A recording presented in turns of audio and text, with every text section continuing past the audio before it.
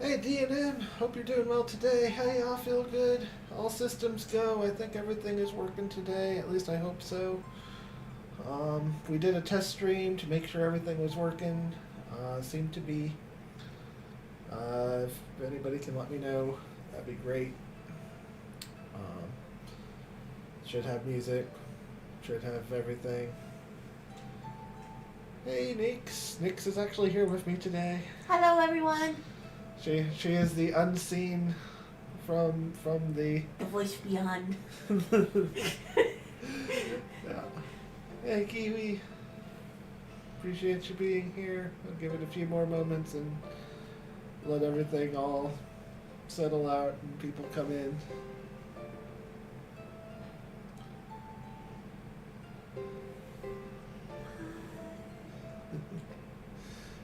All feel good says, hey Nix, hey Kiwi. Hi, I feel good. Tripping over my words today. It's okay. That's alright. Alright, so today we are going to have a very spicy topic, to say the least. Angels, demons, Nephilim, and aliens. Woo! This is a big one, and there's a lot of information here to unpack, and I don't even know if we'll be able to do it all in one stream, because it's a lot. Me and Nick sat down and started going over stuff, and it's like, this became an absolute huge topic. So this won't be a deep dive into all of them, but it will be an overreaching of what we're looking at for the four of them today. Yeah. Should be fun. Thanks for the commentary book. She said one word and then ran away. This should be fun. It was more than one word. Fair. All right. So It's we'll. a sentence. It is a full sentence. So let's start off with. Is there anybody who has any prayer requests today? If so, we can definitely pray for you. If we have any prayer requests during, of course, we will happily pray with that as well. But we'll ask that, and then we will definitely have a word of prayer before we start. So.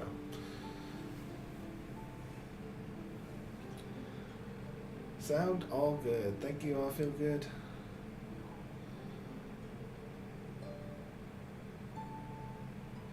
Your mom and Sam, definitely, Kiwi. Definitely. I will definitely pray for them. For wisdom approaching this topic, absolutely. It's a 2-minute timer, so you have like questions of people to. Okay. All right. So we have a nice little 2-minute timer going for prayer requests and stuff. Aloha Hawaii 5-0. Welcome in, my friend. Mahalo, and I hope you're doing well. Hello, Hawaii 5-0. We appreciate you being here. Do you have any prayer requests, Hawaii 5-0?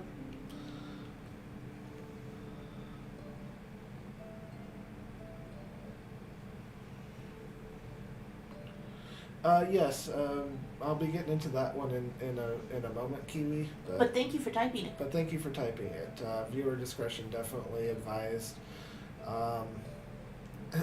As going into the subject is definitely a lot of information, and yeah. Well, kind of when your title is Angels, Demons, Nephilim, and Aliens, it's gonna be a weird broadcast. Fair enough. Fair enough.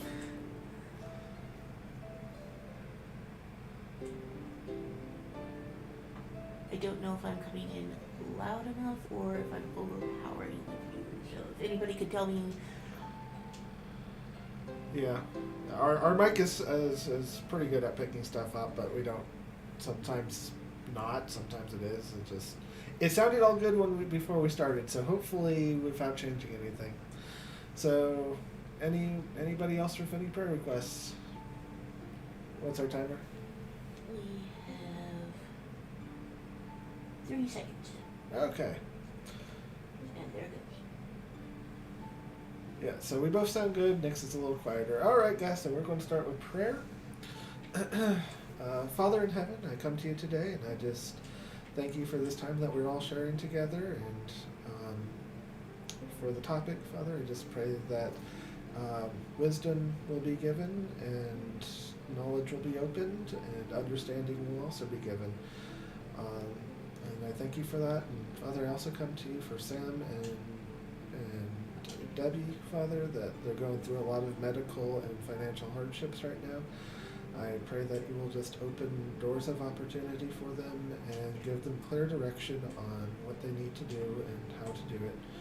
And thank you for that. In the name of your Son, Yeshua Messiah, I pray, Amen. All right. Angels, demons, Nephilim, angels. Aliens. Or aliens. I can't read.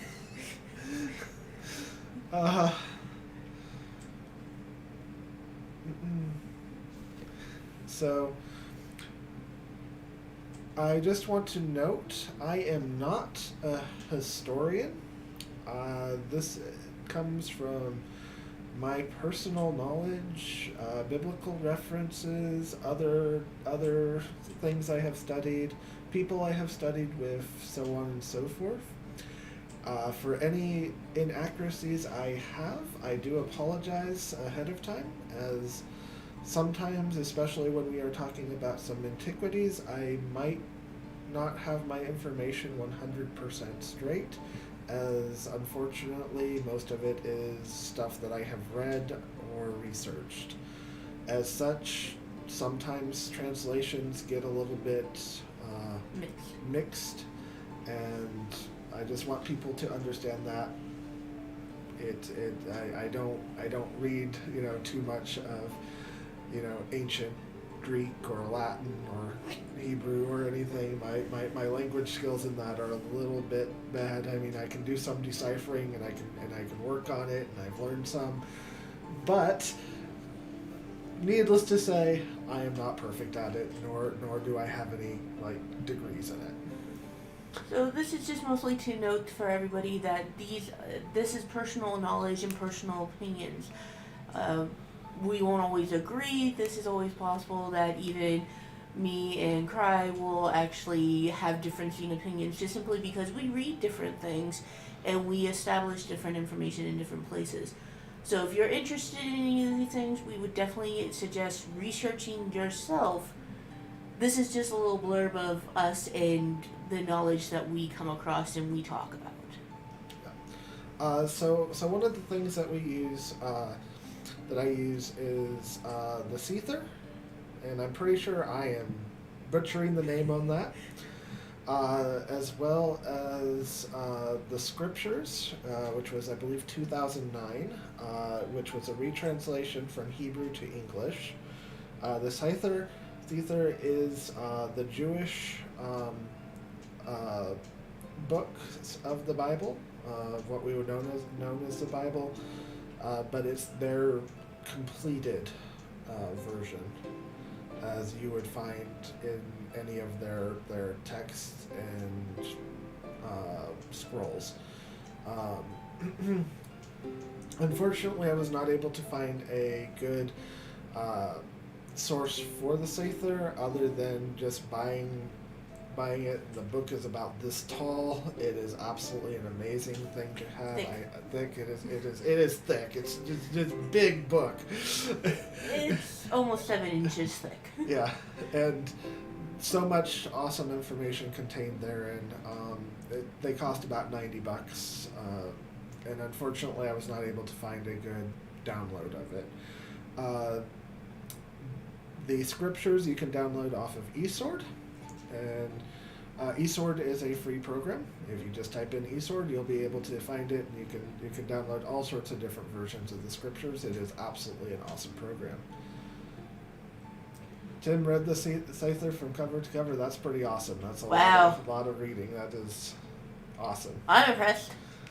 I've read definitely some of it. Also, another one is that is used for a lot of information is the Book of Enoch.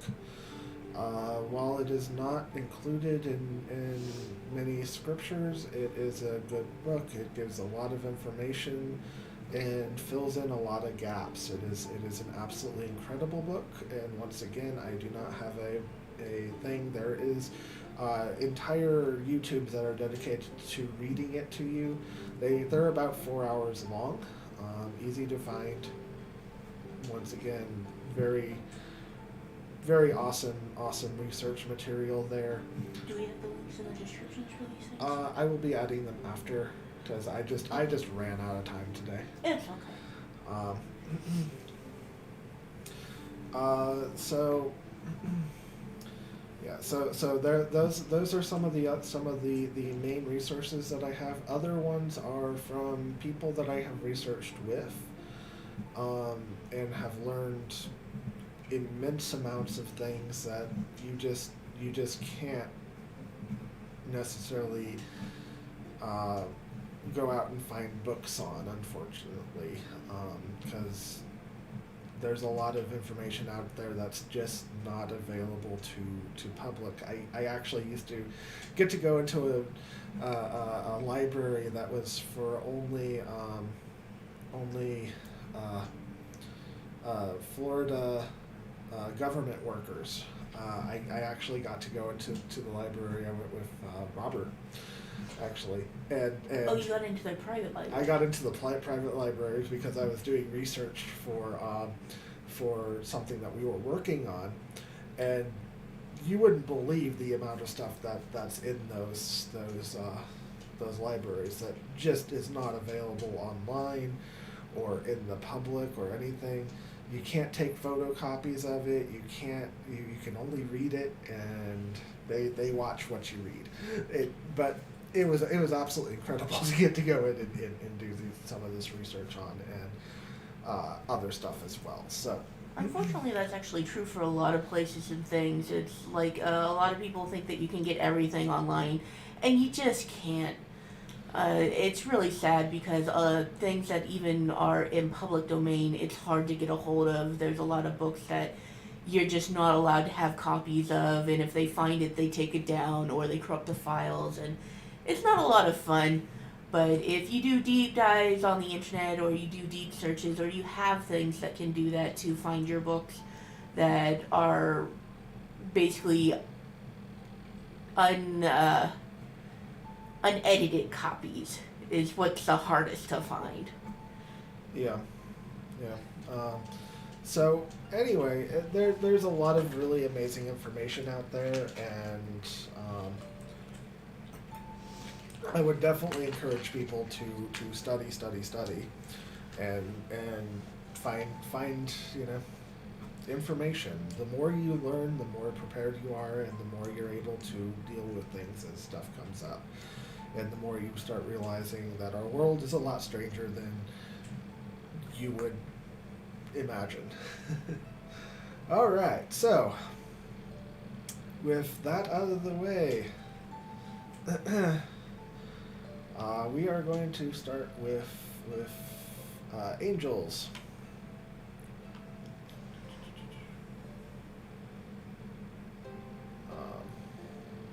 So we're going to start with what they are. Yeah, what they are. So angels, essentially what you have going here is angels were created to be the worshipers. Hey, Market Scraper, welcome in. Hope you're doing well.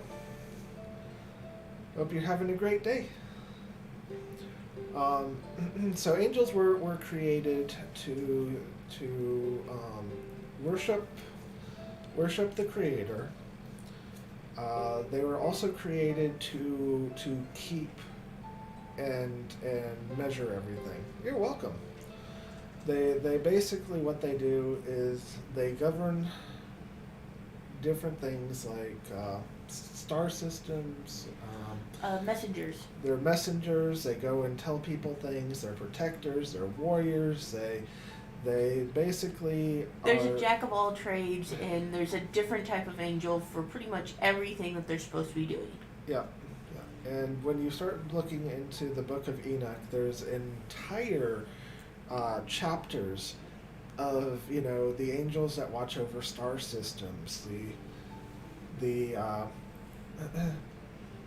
the angels who watch over time, the angels who watch over planets, the angels who it just basically gives a huge breakdown of everything they do. And hi Hunter the gaming piplup, how you doing today? Hope you're doing well. And I hope you enjoy your games. Appreciate you dropping in and dropping a like. So what you end up finding is that each star system, as we know it, was or is run by an angel. Basically, they govern the planets around it. They govern the star system. They govern everything about that area. They are basically the creators, enforcers, to ensure that everything is running smoothly. You love this? Awesome. Alright, sounds good. Hunter the Gaming Piplup, I hope you enjoy it, and I'm glad you're enjoying Market Scraper. And if anybody has any questions or prayer requests, please feel free to ask. I am very happy to answer as we go and pray as need be. So, anyway, so what ended up happening at one time is that you had Lucifer, who had a different name in the beginning, and I don't remember his name off the top of my head. I'm sorry that I don't have that in front of me. But basically what he ended up doing is he rebelled. He decided that he could be the creator. He decided that he could take over. And I use he very, very loosely because angels are genderless. They are not he's, they are not she's. They are beings of just, I don't even know what else to put on that. They're just beings. They were created for existence, and the purpose is to exist. They don't have gender fluctuations, and we tend to add gender fluctuations because our species as humans are very gender based. We have. You go into many cultures, you go into many languages, and you find that the plurals even break down to a gender base of this one's for male, this one's for female. When you start looking at the languages all the way around, they'll have multiple words. It's like, and the Tagalog is actually pretty cool that way, and it's like just about everything is broke up in that way. So we use he, but the reality is, yeah, Shatan, yeah. Yeah, Shatan. That is a possibility. I have seen at least 3 different possibles, and the reason why I say that, I feel good, is because most of the angels that were named had an L in them, from the Raphael, Michael, so on and so forth. And so the Shatan is the one that is used. Lucifer or Shatan is the one that is used more often. But essentially when he fell, he ended up taking a third of the angels with him, which is what became the fallen angels. And this, of course, caused all sorts of problems. They started, it started entire wars across the heavens, because you had angels that were in charge of different star systems in different areas, and it basically created war. And, it's like... War on a comprehension that humans really don't have, because we only have one planet. You're talking about wars that would have been the equivalency of expanding galaxies. Yeah, it was absolutely intense. And a few did come here, and they were bound here and placed here. And so one of the things is that when we were created with free will, and part of that free will is to give people choices. When the fallen came here, they came here, and they fell in love with the daughters of man, and I won't go into all of that detail, but needless to say, a lot fell because of that. And their choices with that.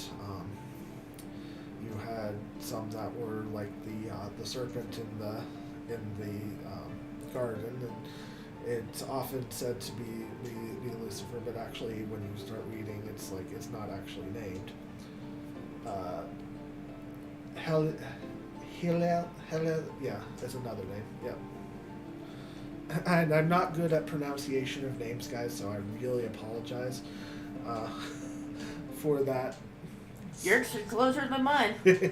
Fair enough. So you had a lot of different factions in that, and within that fallen faction, they even war with each other over things. So it's really one of those.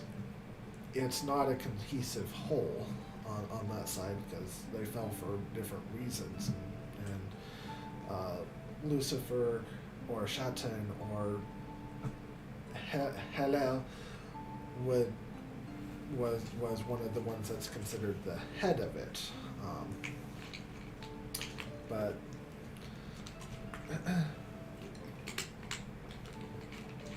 Who's one of the ones that was considered to start it all. Yeah. Not just the head of it, but he had started everything. Yeah. He basically is the one who threw the snowball down the hill and it became an avalanche. Yeah.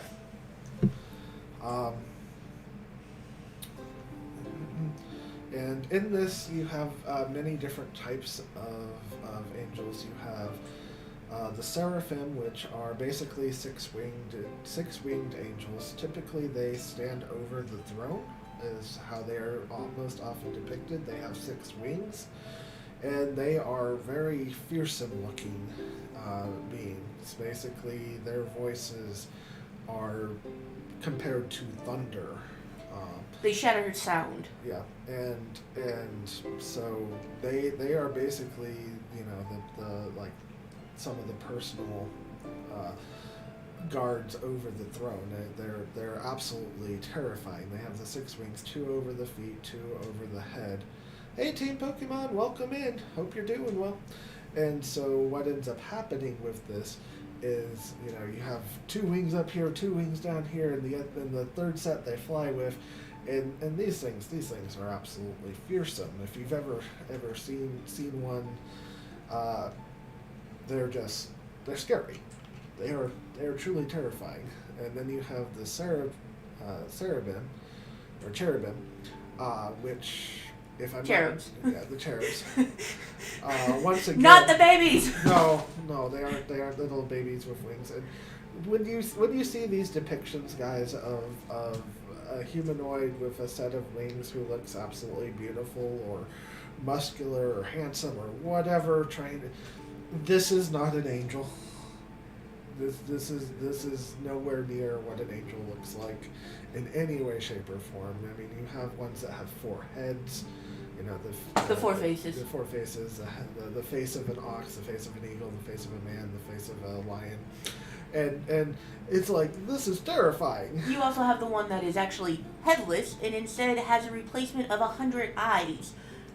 Yeah. That isn't attached to a head, it's just eyes that hover around in the head area, or at least that's how it's always been depicted, including in scriptural reference. Yeah. Which is just terrifying. Yeah.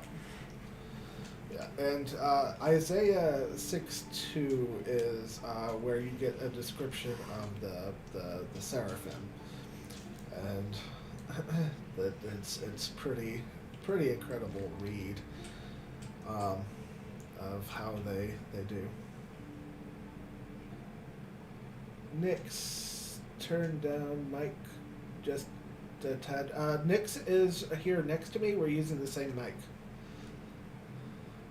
So there's no separation here. If we turn down the mic, then you won't be able to hear Cry. Cry has a softer tone voice than I do. Yeah. So, apologize on that one, but it is kind of what it is. I mean, I guess I could move the mic closer to me. Yeah, let's do that. Yeah. Because I'm already a loud person. All right. And if we need to adjust it a little bit more, just let me know, and I can move it all the way up to the other side of me, and that's fine. You'll only hear me as a whisper. So, what ended up happening is Ezekiel 1 also, yes. Yeah, Ezekiel 1. And also, it also has them depicted over the Ark of the Covenant, over the mercy seat. They really, um, they're truly a big part of uh, Ezekiel 1 and 10 also, yeah, for the descriptions. Yeah, there is multiple descriptions. And if I were to go into every single verse that has everything mentioned with them, I would be here for about 8 hours, or more. Or more, just reading, and it is a good read. So definitely, it's something that's pretty easy to look into. Also, another reason why we encourage people to do their own research. What might be interesting to us might not be interesting to them. Absolutely, because the reality is that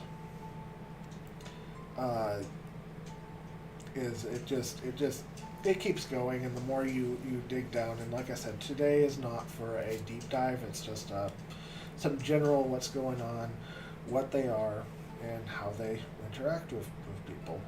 So let's see. The next one is, so we kind of covered the fallen, what those are. Also, not to be mistaken with demons. Yeah, no, they are not demons, guys. Fallen angel is not a demon. Okay, this is something that you got to make sure that you.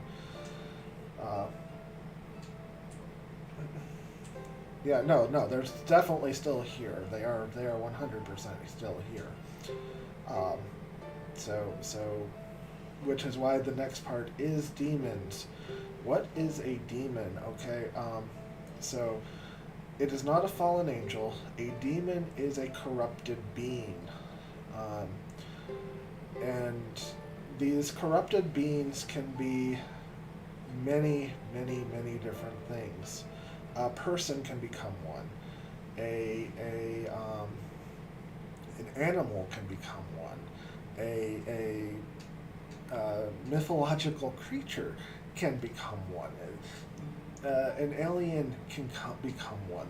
The thing with a demon is that it is the corruption thereof. Hey, that's all good, Market Scraper. I appreciate you being here. Always appreciate our listeners and our lurkers. Yep. So with demons, what you run into a lot is the idea that fallen and demons are the same thing, and we want to make sure that it's very clear. Fallen are fallen for a reason. They were angels and they fell.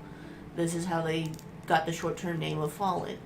Demons are the creation from them.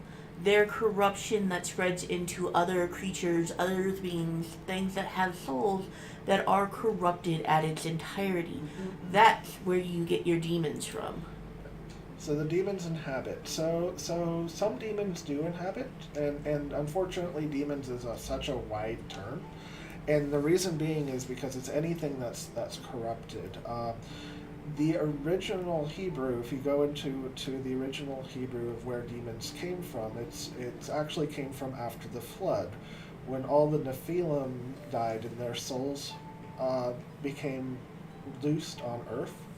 They all became demons, except for a very, very set few. There's actually a whole battle between that and I believe it's Josiah? It's either Josiah or Enoch. I forget off the top of my head. I do apologize on that one.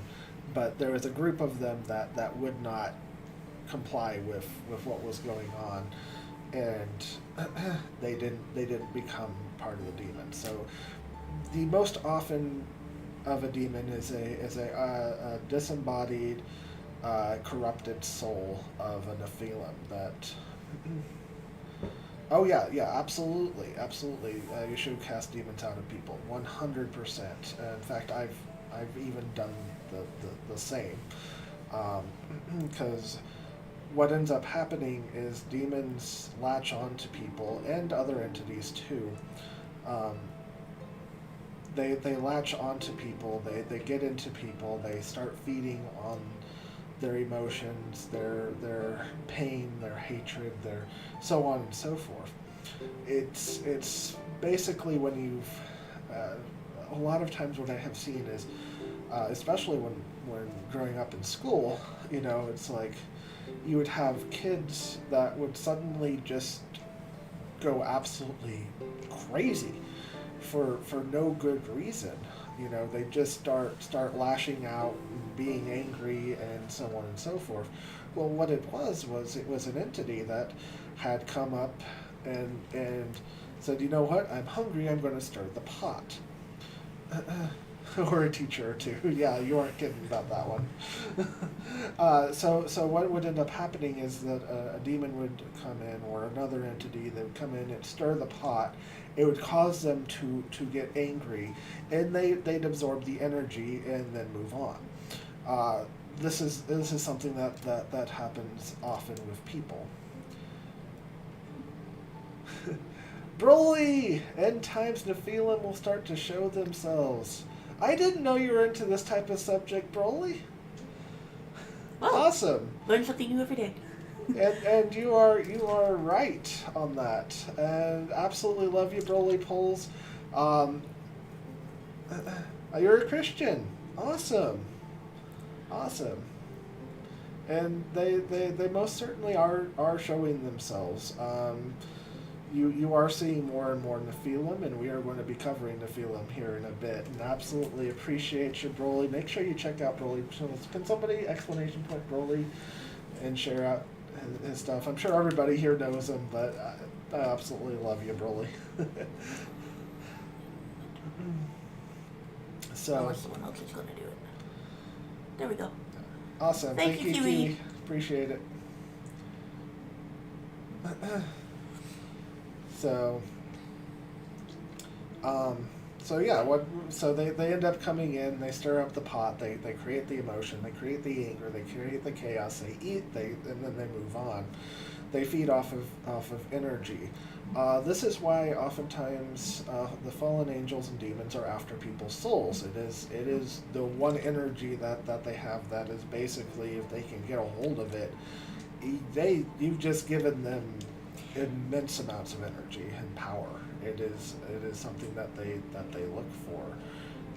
Not to mention, they end up pretty much owning you. It's. So to touch on the souls for just a moment, real quick, souls were created by the Creator, and they were created with the essence of creation. This makes them invaluable to things of the metaphysical plane.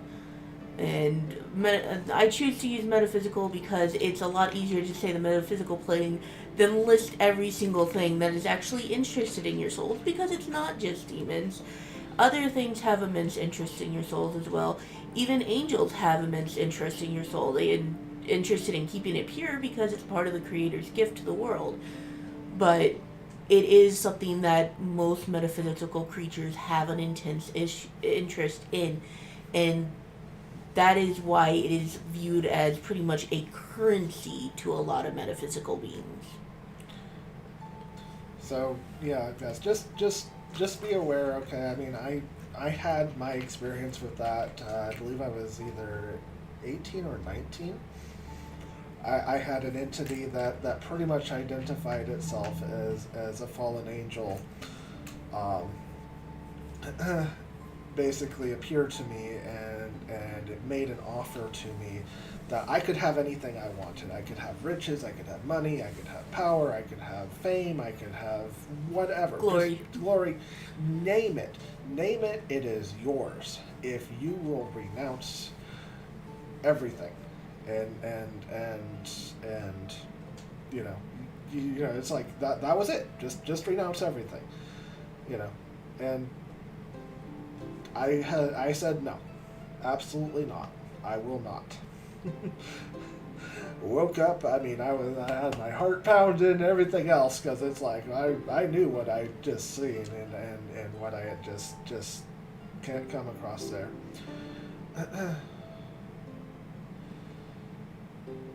Spirit of fear. We'll get to that in just a moment. Feel good. So, anyway, I turned it down, and I can tell you that at that point and after that, it has been, monetary wise, it's been difficult. It's like I've just it's been rough. I mean, doing okay now thanks to very generous people and everything else. All right. Do not be ignorant of Satan's devices. We just have to be vigilant and be one step ahead by using the Bible to see what Satan is up to. Absolutely, absolutely. Yep, it told me to stop using Yeshua's name and to renounce what I was learning. And so the reason why I use Yeshua is because unfortunately when you get into it, you find that Jesus and Christ is both pretty much Latin for I believe it's like the horse or something like that, and it never made any sense because when Yeshua came, he was to come in his Father's name, which is Yahweh, and so therefore when you start going into everything, it's like names are extraordinarily important because it states in scriptures you are saved by one name and one name alone. So names are extraordinarily important. So the spirit of fear, is it a demon or a fallen angel? So a spirit of fear I would look more onto as a demon, as it is not, it is basically something that comes in and causes fear and dread and feeds off of it. Yes.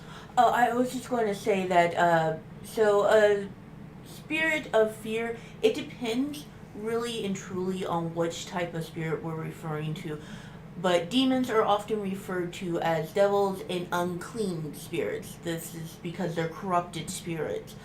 There is also the difference between a good fear and a bad fear. A good fear keeps you alive. A bad fear makes you do terrible things because of your fear, which is where the corruption comes from it. It's the uncleanliness of it. So that would be a demon, and that falls firmly in the demon category. As for a fallen angel, I don't know if there's any of the fallen that actually cover the aspect of fear itself. I mean, they can definitely cause fear. Make no mistake. They can definitely cause fear. They are very scary. Oh, thank you, Broly. I appreciate that.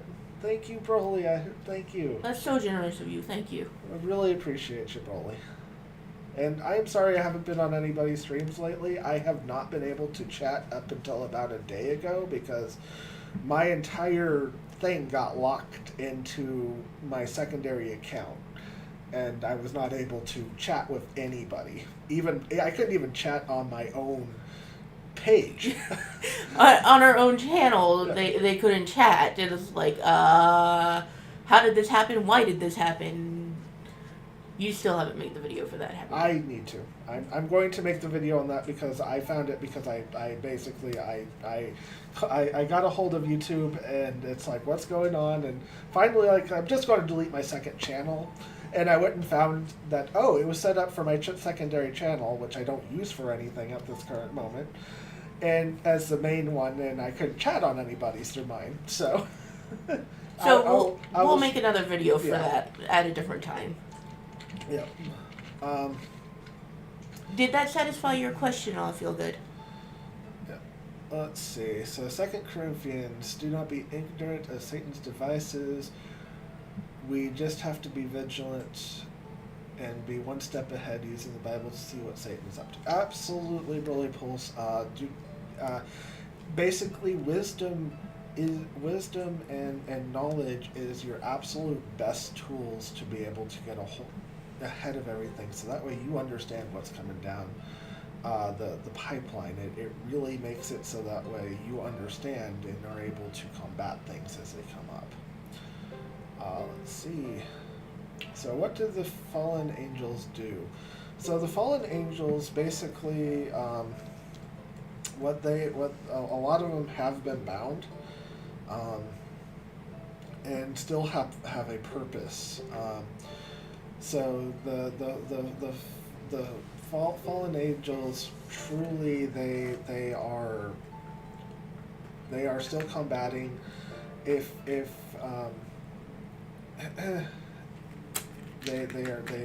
combat, they corrupt creatures, they corrupt entities, they create demons. Yeah, they create demons. They are, and they are basically the head of a lot of spiritual things. However, coming across one is extraordinarily rare. It does happen from time to time, but most of them are bound, thankfully. If they were when they are all loosed upon the earth, or even just 4 of them loosed upon the earth, they are literally going to be able to wipe out about a third of humanity, just 4 of them. And for fallen angels, it also depends on what your belief systems are, what they do, and some have very distinct information of what fallen angels do, such as guiding and controlling the battle lines for demons, the infantry. Where others, it states that they are literally there to tempt and incite people to sin. And there's a lot of spiritual ramifications that come from fallen angels. And the mass swelling of the demons and other corrupted beings are impartially due to them. In other terminology, there's also a difference between the different abilities that they have, the different powers, because they were angels at one time, and what they were designed for hasn't actually changed. It's just changed hands on what it does. You'll still have fallen seraphims, in which case you'll have fallen warriors, people who defend and protect the hierarchy of the corruption and the, what we call that, hell, or just the undersect? Yeah, the undersect or hell, or shalom. Shalom, I think. There's so many different words for it, and so how can you tell if a person has a demon? So the reality is a lot of what you see today, the Shiloh. Thank you, good. So how can you tell if a person has a demon? So oftentimes, demonic possession today, unfortunately, looks a lot like schizophrenia. It looks a lot like craziness, madness. It looks a lot like bipolar. It looks a lot like the things that we see as a lot of mental disorders today. It used to be that it was all considered demon possession. Some of it is and some of it isn't. The problem is that sometimes it's literally by seeing these things, you go into an absolute state of shut down and breakdown and everything else. That absolutely just boggles the mind, and so you end up in this spiral, and it's like, is it a demon that's possessed you, or is it just because they've tormented you? And it's sort of one of those. So the reality is usually it's because they are attached to somebody, they are tormenting somebody who is truly demon possessed. They have a fully different, because in order for the demon to come and possess you, they have to have legal rights to. You have to give them legal rights to. They can't just possess you and say, well, now you're mine because we want you.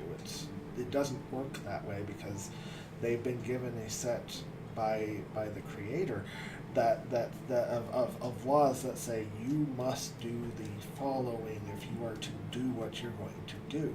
Because otherwise, it would just be pandemonium and panic, and they would just do what they want to do. No, they're bound by law.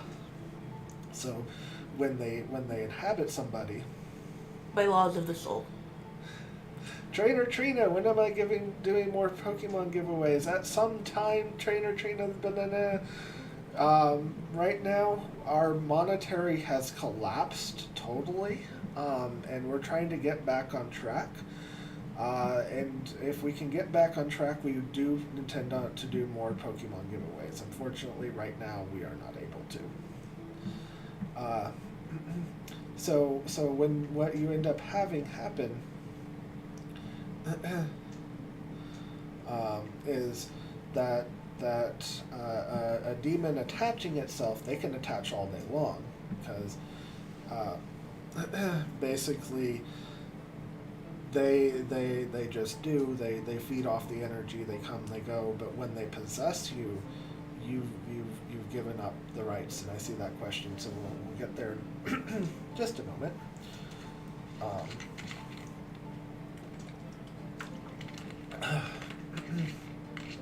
And so what ends up happening is sometimes you get broken down by them until you agree to things. You mentally or physically have to say I agree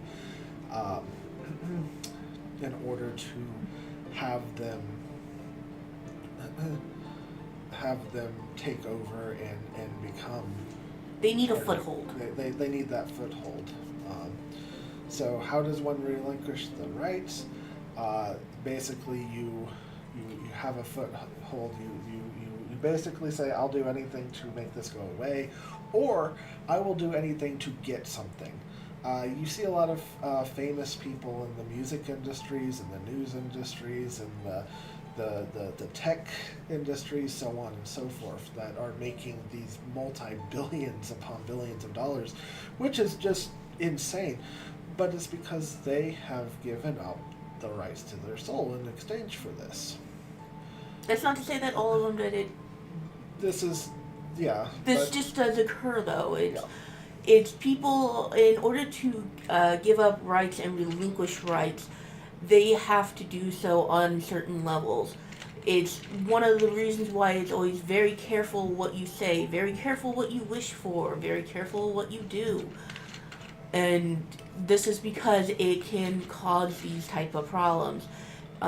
Being unaware is actually one of the most dangerous things for people on spiritual warfare. If you are unaware, ignorance is not bliss. Just because you don't know what you can and can't do and what you are doing does not exempt you from the rules and the laws of which they're governed by. You're still firmly within that hold. So being aware of your spiritual beliefs and being aware of your spiritual standing is the first and most important thing for people. And you can accidentally fall into these things without realizing it. And this is why anyone who is innocent, anyone who is unaware, is susceptible to these things. It is because they don't know what they're giving up. And can you free people from this? You can sometimes. It depends on how much they've given up, how aware they were when they gave it up, and how much they are willing to renege on the contracts of set. That how much they're willing to fight to establish their own sense of worth in being. Yeah. Because unfortunately, if they've gone down the entire path, the reality is once they've become a demon, they aren't going back. They've completely given up their soul. There isn't anything left there to redeem. At 4 years of age, I saw a being at the ranch. He said it was bad because he doesn't like the light. What was this thing? So this thing was most likely a demon. And once again, this goes under the demonic entities. A lot of times they don't like light. They don't like being shown. They don't like being seen, and basically it's more than likely they're in their true forms. So more than likely it was a demon. And the reason why I added the additive in their true forms is because this is another thing of recognition. It's like their name. The names are very important. Seeing them in their true form is very important because this is what can give you your own personal defense to cast it out or to banish it. Seeing it for what it truly is knowing it for what it truly is, rather, is actually what you need to know. And for demons, this is one of the things that they will try to hide the most. It's like most people, when they see demons, they're not going to realize it's a demon because it's going to wear a glamour, a guise, and it's going to offer you things with a wonderful face, or something that is attractive to you, or something that screams trust to you. Trust me, I know what's best, or trust me, I just want to help. And it's one of those things that it's going to try to adhere to this desire for trust from you. But in the back of your minds, those who are truly sensitive, there's going to be something that just ticks in the back that says something's not right here. Something is not as it should be. It's just going to be that little thing in the back of your mind. And that's the warning that it's telling you it's too good to be true. Or it doesn't feel right. It isn't right. It's because we have an innate sense, and those who are spiritually strong learn to listen to this very quickly. We learn to be aware and to give ourselves better defenses by strengthening that little voice that says, if it's not right, it's probably not. If it's too good to be true, what is it really asking of you? And this is also why angels, one of the great things that comes with it is every reference that I've ever read for scriptural is the first thing they say is, be not afraid. Oh. It's because they're terrifying to see. They're terrifying to see, and on a visual spectrum, they're going to terrify you. And they don't want you to be afraid because they have important things to tell you. They have important information. You're going to feel trust. You're going to feel at peace. You're not going to be terrified of them spiritually, but you are going to be terrified of them visually, because it is that type of dissonance when it comes to a physical being versus a metaphysical being. Yeah. Not to mention, a 9-foot tall entity steps into your room, yeah, you're going to be terrified because it is huge, it is massive, and it's the uncanny valley effect. It especially if they've taken on the human form. It's like they kind of look like us, but they're not us, and it's always clearly visible that they are not us, even though they have a form, because their countenance, their aura, their energies, everything about them screams that they are powerful.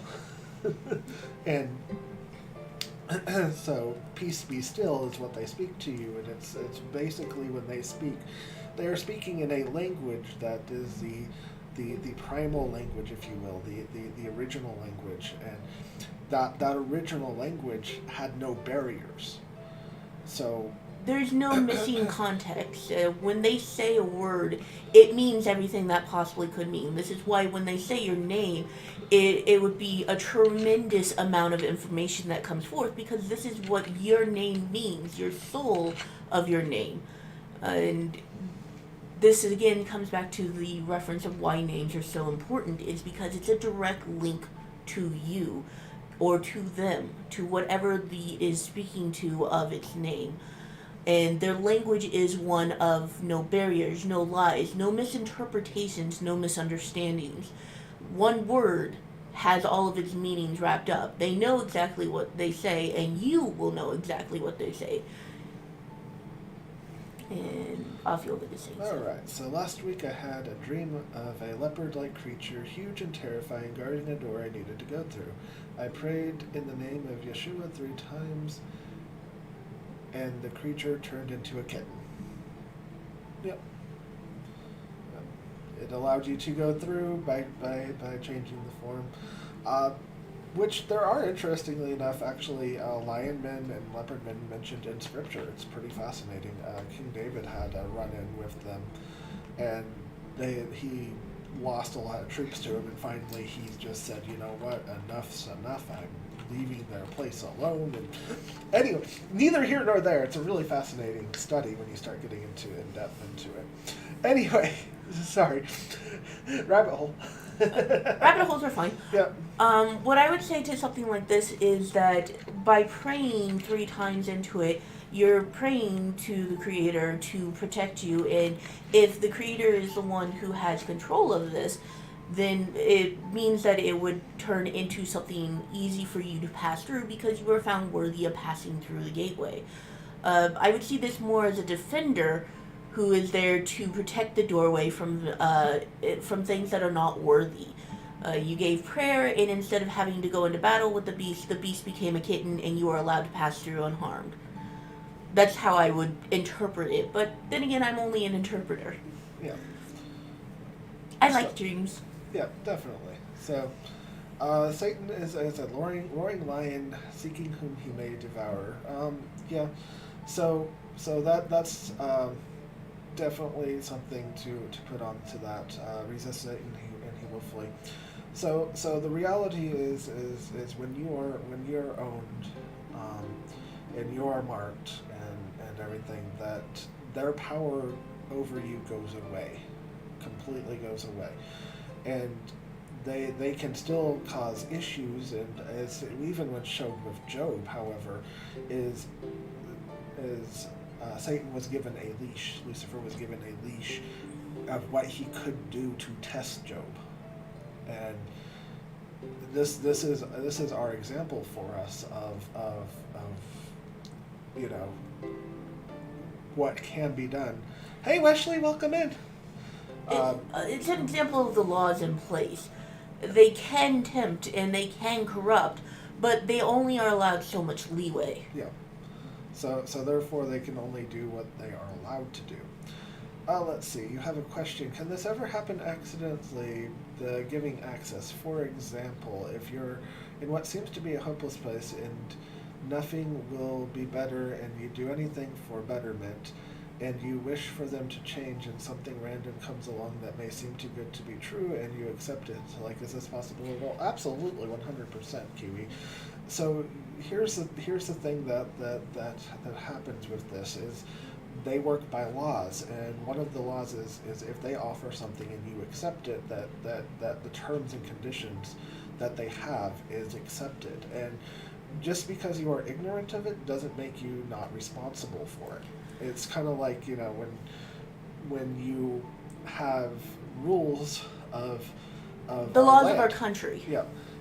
Just because you don't know them doesn't mean that you are not responsible for following them. It means that ignorance of the law is not exempting from the law. However, on the same token, this still gives leeway for you to be able to have a much easier time getting out of it because you didn't have the understanding of it. And so therefore it's one of those, if you make a decision in order to try to better your situation, you entered into the contract unknowingly, it starts the possession process, you didn't have the full knowinghood of it, so therefore it can only do what you are still allowing, as we still have the free will. It's when you have totally given yourself over to it that you then become the corrupted when you knowingly accept and a demon of yourself. And I just want to point out there that yes, people do become demons, and when they do, it is horrifying what they do. It is absolutely horrifying. I won't get into that because I can tell you right now that I get this channel demonetized. But seeing what happens with that is, I've seen the videos, I've seen the pictures, I've seen the things that don't exist according to most people, and it's the closest thing to ever giving me nightmares for what happens with that. And it's things, for easy reference, it's things that repulse you on an instinctive level. And you can see this, and it happens across the world. It's not like it's in one particular place or not. It happens all over the world because people are more than willing to make deals. And when they go and they accept it knowingly for the truth of what it is, that's when there's no backtracking from that. It's you've made this deal, you are aware of what this deal would cost you, and you did it anyways. Yeah, and even going farther than selling your soul, actually, it is literally becoming one, becoming a corrupted soul. It is that is the point of pretty much no return, and you are no longer human. Having seen this personally of what happens with this, it is don't go looking for it, guys. Just don't. I mean, you can if you want to, but you will, willingly.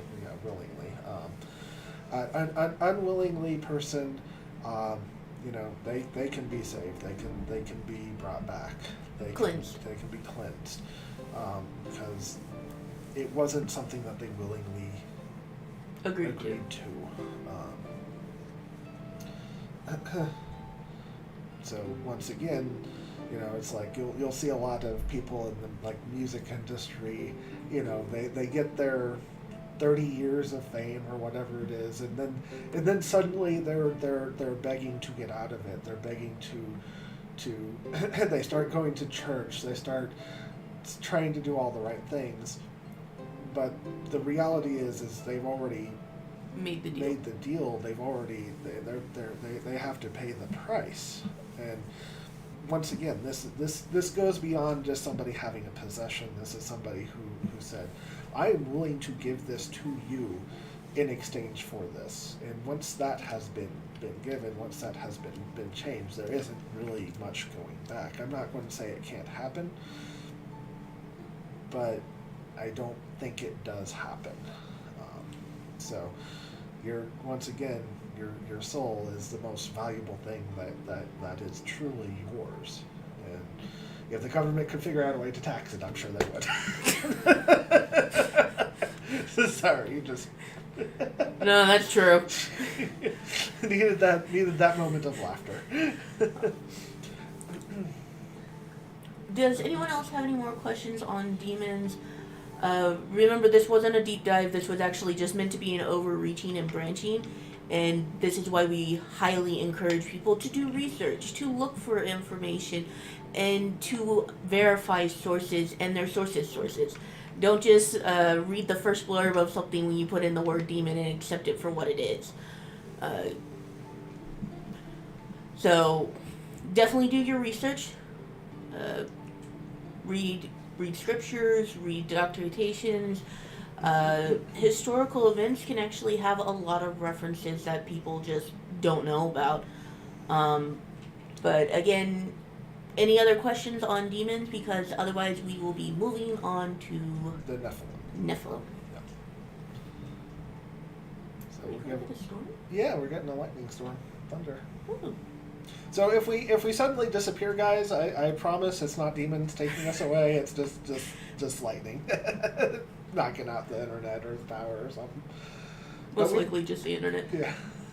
But everything's on battery backup, so the lights might go out, but the internet should still continue and everything.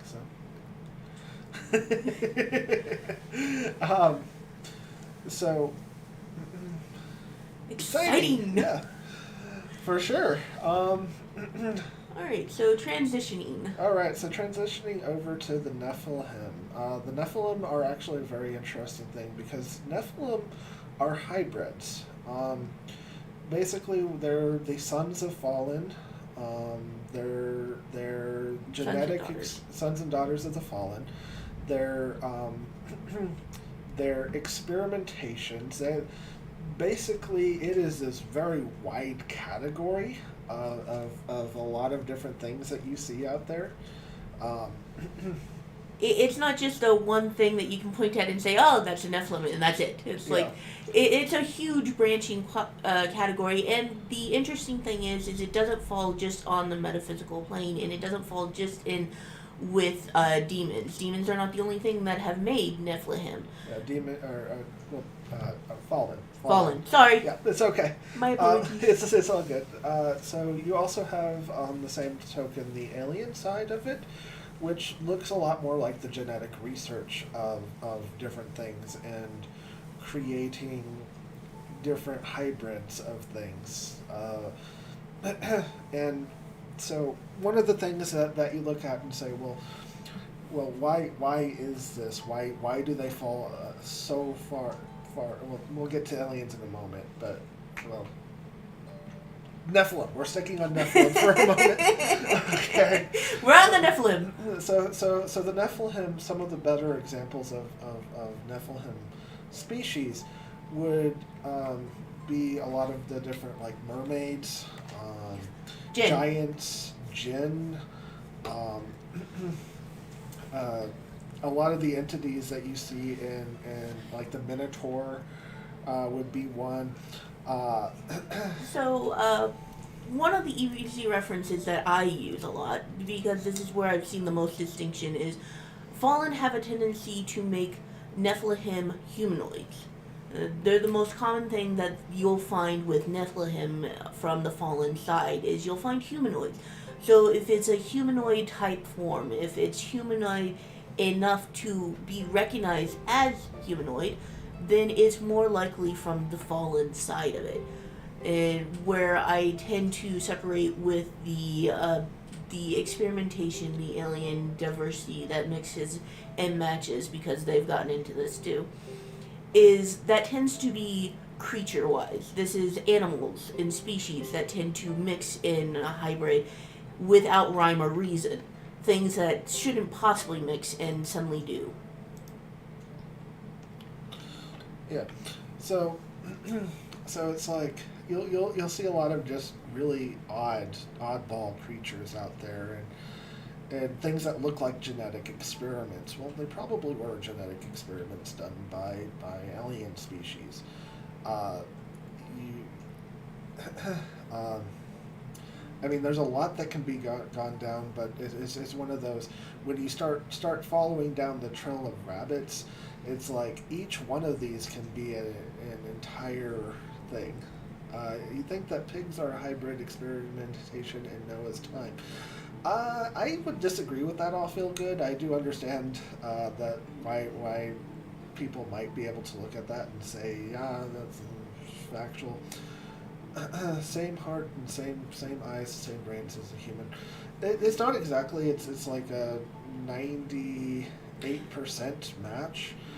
But when you start looking into it, you have a lot of things that fall under that 98% matches. It's like chimpanzees and orangutans and apes and stuff. They fall into that. They have 98% matches. Huh? 94%. I'm. Thank you. Thank you. That's why I have her here. She keeps me fact checked. So the reason why pigs are considered unclean is because of the parasites that they have. They're basically they eat everything. They're an omnivore. They hey Brady kid, welcome in. Hope you're doing well. Appreciate you coming in. They consume things that are even considered unconsumable by any other species. Yeah. They're basically the garbage cleaners of the planet. The mammal garbage cleaners. Yeah.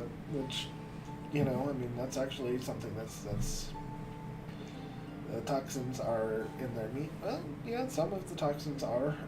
We've gotten better at breeding them, and they're a lot cleaner than they used to be. But the reality is when it's a wild one, you have to check for everything that happens with them.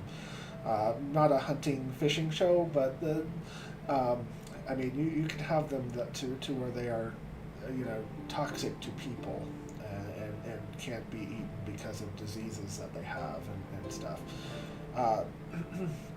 And they're just very easily transmitted to people if they eat them. And sometimes cooking won't even get rid of that for some things. So I believe it's like listeria that it is that they have that if you consume listeria. It's like mad cow disease. Or mad cow disease and stuff like that. These diseases exist in the animals, and then we have a ability to look through them through the better production of our meats and our food groups. This is one of the reasons why it became such a well controlled industry, and there's a reason why there's so many regulations against it. It's to minimize the effect of poisons and toxins that we consume as people, and the dangers that come with specific animals that eat things that are non-consumable is, well, if it's still in their system, it's still non-consumable to us. Yeah, it's like vultures are on this list. Certain insects are on this list, Yep. whereas other insects are perfectly fine to eat. Don't eat a vulture. No, do not eat a vulture. Do not eat a lot of predators. The reason why is because they eat things and then it can become very toxic to us. Don't talk about anything interesting. All right, we'll be here. I'll feel good. So, yeah. What's not interesting?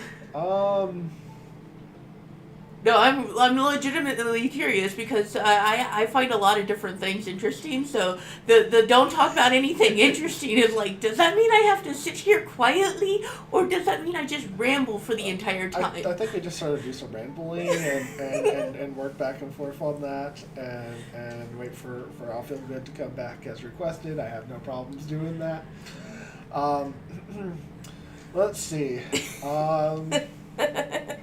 So I'm going to talk about something that's uninteresting. Let me know when you come back. I'll Feel Good, because then we can move off of it. Pal World! I absolutely love Pal World. It's a lot of fun. It's a great game. It is not like Pokemon at all. It is a lot better than any Pokemon game that's come out in the last 10 years at least. Oh, I can definitely agree with it. And it's a lot of fun. I love it, and I have wasted way too many hours into it. Yeah, that's true too. Yeah, it's a fun way to unwind, and this is not what is it? This is not advertisement. This is literally, we've just played the game enough that it's. Yeah, we are not sponsored by Pal World. Please don't take our money away. It's a video game, and it's a lot of fun. It's highly entertaining. I love the base building and then collecting all the creatures. Yep. It's the same thing that I do on things like Ark. And I'll go around and I'll just collect the creatures, and my most noted feature so far is the army of dodos. I have a terrible habit with Ark of collecting an army of dodos. And when the Dodo Rex, when it was first released, I actually managed to spawn 4 of these because I had 4,000 dodos in my army, and they all just spawned and they decimated my army. Yep. So there's random stuff there. Yeah, for sure.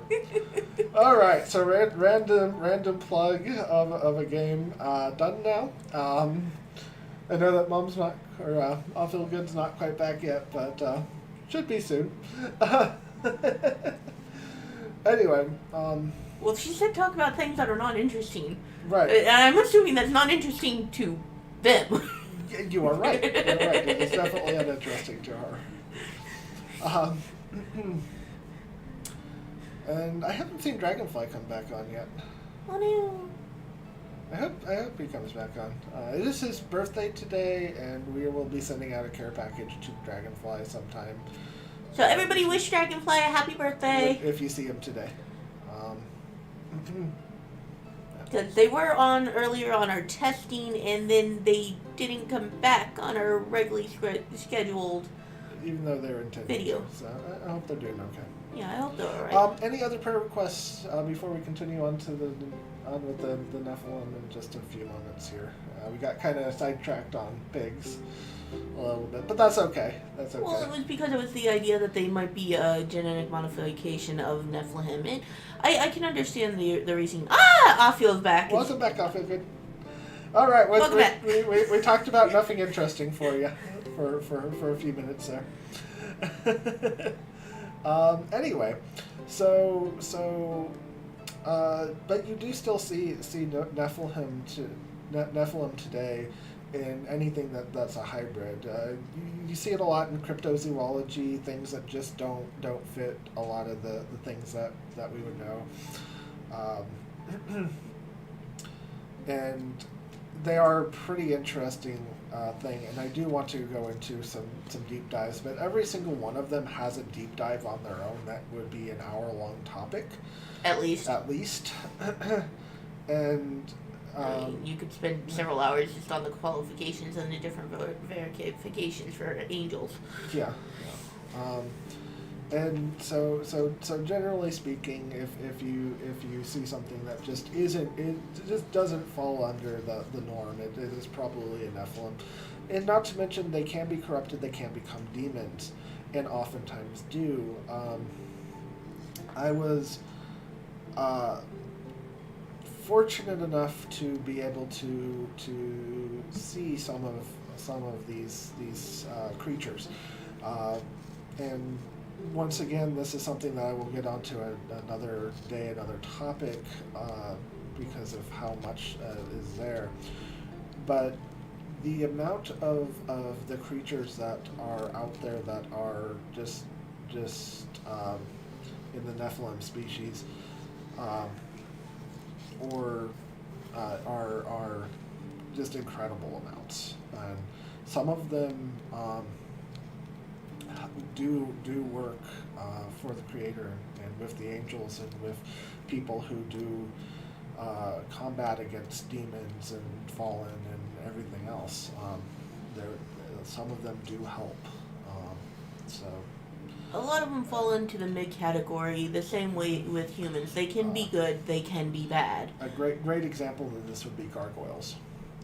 Yep. They're, they would put the statues of them all over the cathedrals because they were creatures that would literally fend off demons, fend off other spiritual entities that were evil, fend off the fallen, and they'd be put all over the cathedrals to scare them away. Yeah, gargoyles, they're absolutely fascinating creatures. They get a lot of bad rap, however, because unfortunately they are stereotypical of what looks like a demon to most people. They were designed to be terrifying, and to remind people they are a metaphysical creature that we've given physical representations through stone statues. This is why they don't all share the same form, the same faces. It's because gargoyles aren't all the same, and they hunt and defend against different things. Once again, that can be an entire topic of itself. Oh yeah. and it like is gargoyles. absolutely fascinating. And one of the things that I find the most interesting when you start looking into it, and it was when the Notre Dame caught on fire.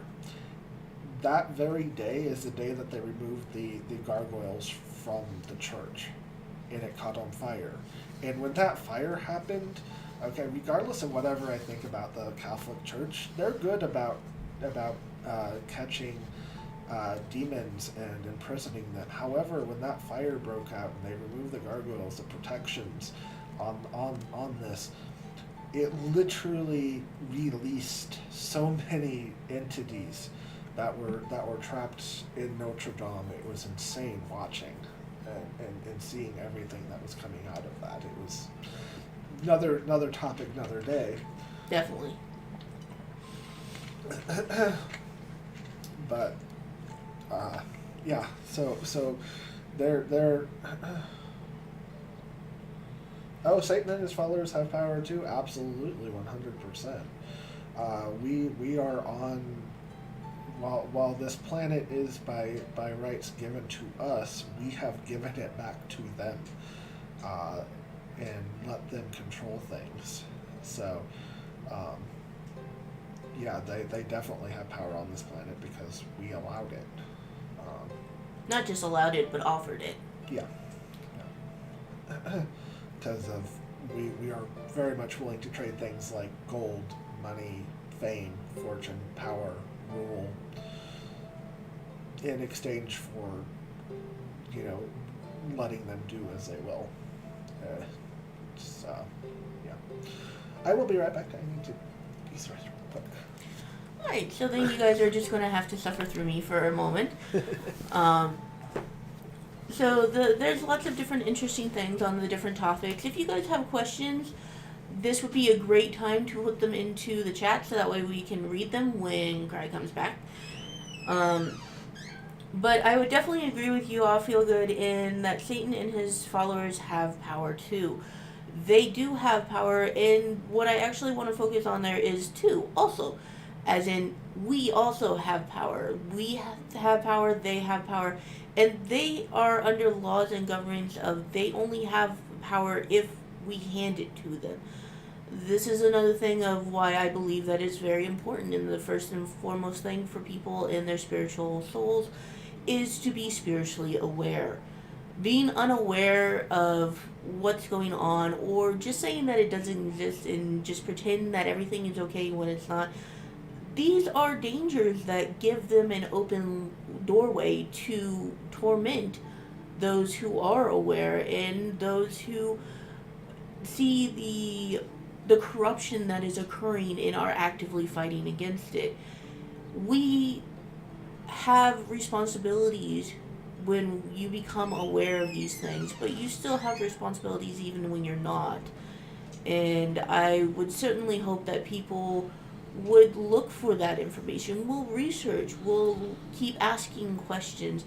Don't just accept one person's answers that everything is okay or that everything is wrong. Definitely do your research, look for your information, and check your sources. Check sources. Don't just allow someone to tell you what they think and say that's all there is to it. It's one of the things that I highly encourage, even for people who are active religious worshipers, people who actively go to church and then just listen to the sermons. Well, if you go there and you just listen and your eyes glaze over and you're just there but you're not actually present, then you've already come across one of the major problems. You need to do your research. You need to do your own research and find ways to make it interesting to you. Welcome back, Craig. Welcome back.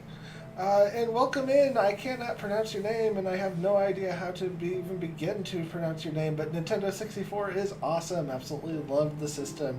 Mario 64, absolutely the best. But Michael, the chief messenger in contention with the devil, when he distributed about the body of Moshe, said, Yahweh rebuke you. Yep. Pokey CJ! Alright, Pokey CJ, welcome in. Appreciate you being here. So, absolutely.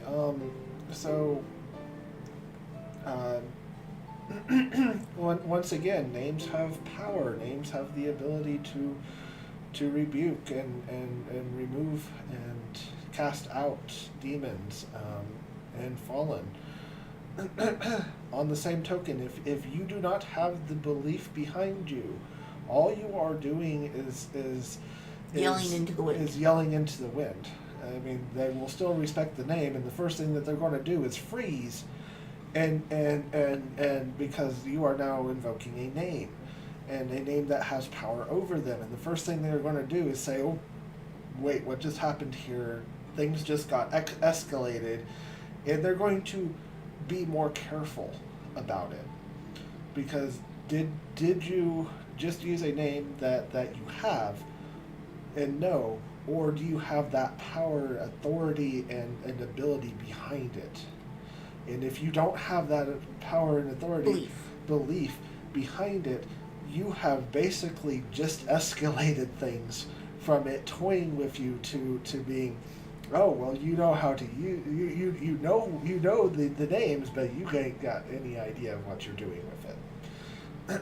Belief is a main contender. This is why you can use belief even if you're not invoking the right names. True belief is a very dangerous and powerful thing. This is part of that. Names have power, but true belief, if there isn't any belief behind that name, then it's just a name. I can call you Billy, and are you going to respond to that? Well, no, your name's not Billy. Unless your name is Billy. Unless your name is legitimately Billy, you're not going to respond to Billy. But I'm calling you Billy. It's the same principle. It's like you can know the name, but if you don't have any belief in that name, if you don't have any belief that it's going to protect you, that the Creator is going to stand there in your place and defend you, then you are missing the key ingredient to having this work. So true belief is obedience. So I'll feel good. I do agree with you in a lot of different ways, and in some ways I am going to put this a little bit righted. If we simply look at it from the scriptural point of view, you are 100% right for that. True belief is obedience, and that is, following what is in the 10 words or the 10 commandments and the two additional, and following what Yeshua put out to do. That is true belief in this point. On the same point of view, it doesn't just fall underneath a Christian mentality on that. And the reason being is because you can then look at it that people who follow the Muslim faith can cast out demons as well, but they aren't using Yeshua. You look at it from Indian point of view, from India, the country India. They have their own stuff. They also can cast out demons because they have true belief in what they are doing. So the reality is that when you start breaking it down, you have multiple different places, because if I am owned, and I'm not saying that I am, but for example, if I was owned by a fallen,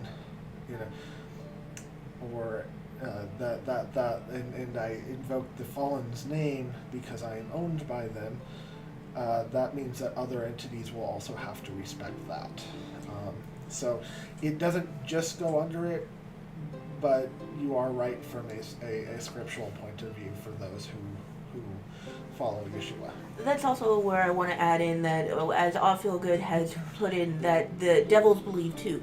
This is the truth, and that is actually one of those things that a lot of people just don't seem to connect with for whatever reason, and I'm not sure why this seems to be missed by a lot of people, but it does. And it's devils, fallen angels, corrupted beings, they all have belief, and it's one of the reasons why invocation can be done not just by us but by others, and it is why it is so important to have belief and to know what your beliefs are. And for Kiwi, when it comes to Nephilim, you mentioned that there are a lot of them and that they come in many shapes and sizes. Is it possible any of these creatures categories under cryptids and actual Nephilim? Yes, Absolutely. and I believe we mentioned that before, didn't we? We did mention that, but just in case you missed it, yes, there are a lot of different species. Mermaids are one that I like to point at. There are a lot of other ones as well. Just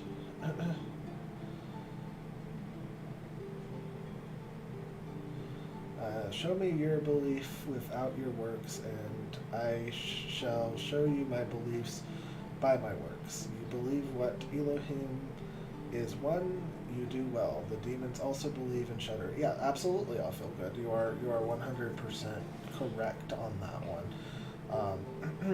They do believe, they do shudder, and the reality is most of them know better than most people out there what is really going on with this. They fall underneath the laws that we covered before. So we as humans have been given free will. yeah. And we're being given free will and choice to choose what we believe and what we don't. And this is part of that laws that are governed by. When they fall completely into the category of demons, when they fall into the category of fallen, or when they fall into the category of angels, they fall directly into the lines of law, because they do not have free will. By transitioning from being a soul of human to a soul that's been corrupted and has become a demon, they fall into the laws that are governed by them, and free will is not one of them. Satanists are more faithful than most believers in Yeshua. You are not kidding. I'll feel good. You are not kidding in any way, shape, or form. They will spend not hours, days on worships and rituals and everything else. I mean, literally days. Sometimes weeks, sometimes years, where they literally do nothing but worship and give praise and do sacrifices and so on and so forth.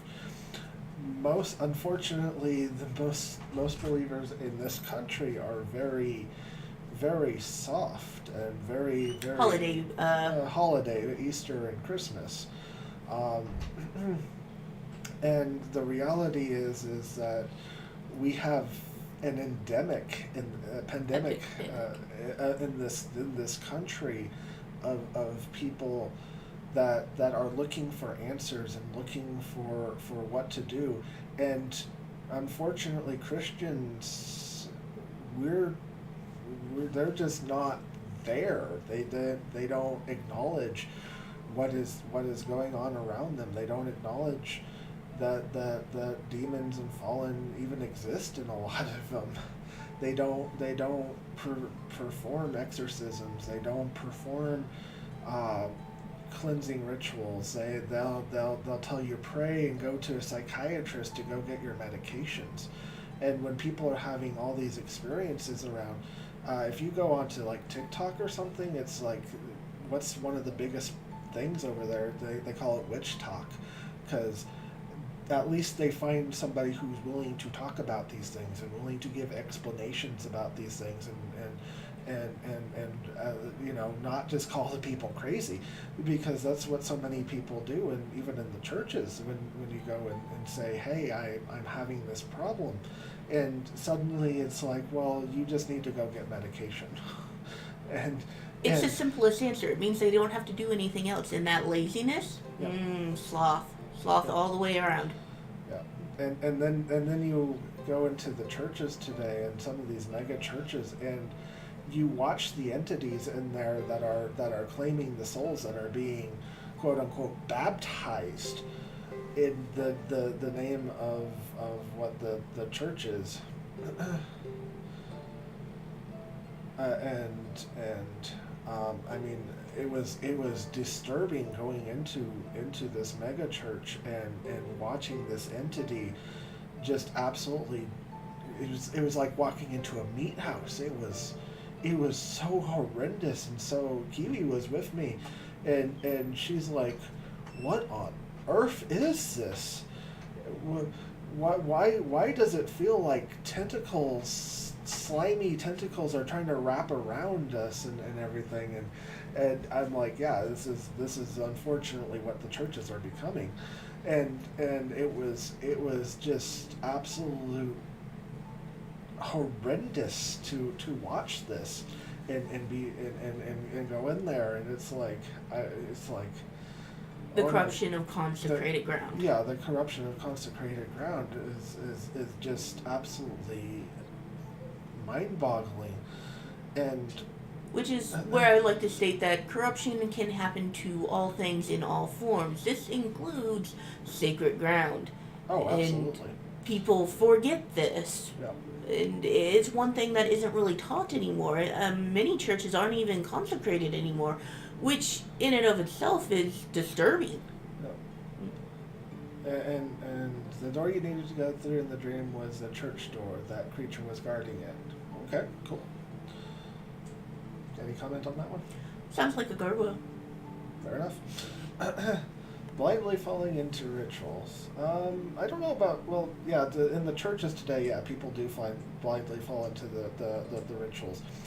It's essentially, I mean, it was like, so going in there, the sound was deafening the entire time. It was guitars just wailing. It was people just screeching on the mics. It was drum beats that were just absolutely the hypnotics. And watching what was happening with this was yeah, people were like, oh, worship, and here's your communion cups and stuff. And I looked at Kiwi and I said, "Don't you dare take that." and the oh yeah, the mega church that we went in. So Satan got his paws into, yeah, absolutely. Not referring to the church experience, but talking about the larger scale, yeah. Yeah, the altars have turned into stages, absolutely. And so what ends up happening is when people go to these places and say, "Hey, I need help," you're a number there. You're not a person, you're a number. And they say, "Well, here's do your 10 prayers of find your own answers," and it's just I watch it all happen, and it's like our churches have literally in this country have just pretty much just gone belly up, and I'm sad to say it's not any better in other countries. Some countries is a lot better, but it depends on the country. It's like you go over to England, not much better. You go to China, you go to Africa, where the churches have something to lose. Yeah. It's like that becomes a much different story. Yeah, the feel good physiology, or Iran. Yeah, basically, when you have something to lose by following this, it becomes a different story altogether. when you are under threat of death, your faith is being tested, and unfortunately, most Americans. If somebody came and held a machete to your throat and said, "I'm going to do that," and unless you renounce, most people in this country are going to renounce. Just plain and simple, they're going to. Oh yeah, you found it weird that they didn't even say what communion was or why it was important. It was literally drink and eat this now, and when I was a kid at church we went to, we always explained the importance. Absolutely, it's because they have taken the importance and meaning out of it. The pastor there, she spoke for about 4 minutes and gave just this stuff. Yeah, no, it was insane what was going on there, and I wish to say that was few and far between, but it's really not, and it's become a thing where because everybody knows what it is, they seem that it doesn't need to be reaffirmed what it is. Yeah. And that's part of where the breaking of the ritual is. Part of the ritual is to be aware of why you're having this ritual, why you are doing these things. It's like they have meaning, they have importance, and you need to respect them as such. Yeah. I'm even watching right now non-Christians look at the Christian church and say, "What on earth are you doing? You're taking this holy sacrament, this sacrament, this what you are supposed to be, and you've turned it into something that is so far removed that it's just." Yeah. I was just going to mention that we've dived down a rabbit hole. Oh, we totally have. Sorry about that. No, and I do think it's a great thing to be really important and really aware of. I was just pointing out that we've dived down this rabbit hole and... Well, you're live. Rabbit holes happen, especially when it leads into an interesting conversation. That's true. So yeah, no, it's one of those. The reality behind it is that the American church has lost so much of its abilities. I've actually worried with everything going on that it's going to become illegal in this country to be able to have a religion outside of whatever the government allows, and that's something that really should frighten a lot of people. Because once the government can tell you what religions you can and can't follow, and we did see this with the pandemic, where the country was starting to the government was starting to ask people what your religion is, the thing that they gave everybody. And the reason being is that people were using it for religious exemptions. Well, if you have a history of a certain church, they can then go to the church and say, hey, does your church agree with this or disagree with this? And if the church says, I agree with you, and this is good, then the government comes back to the person and says, well, your religion has just told me that it is fine. So this is something to be aware of, that is coming and that they are doing. I know that's really down the rabbit hole, but it is something to be aware of. But it is something that I think, once again, you need to be aware of, and you need to be aware of what rights have been infringed on. However, I would also say that's another episode all to itself. Oh, absolutely, 100%, and that, that'll definitely be soon. That'll be a soon episode. A soon episode? A soon episode. A soon. A soon.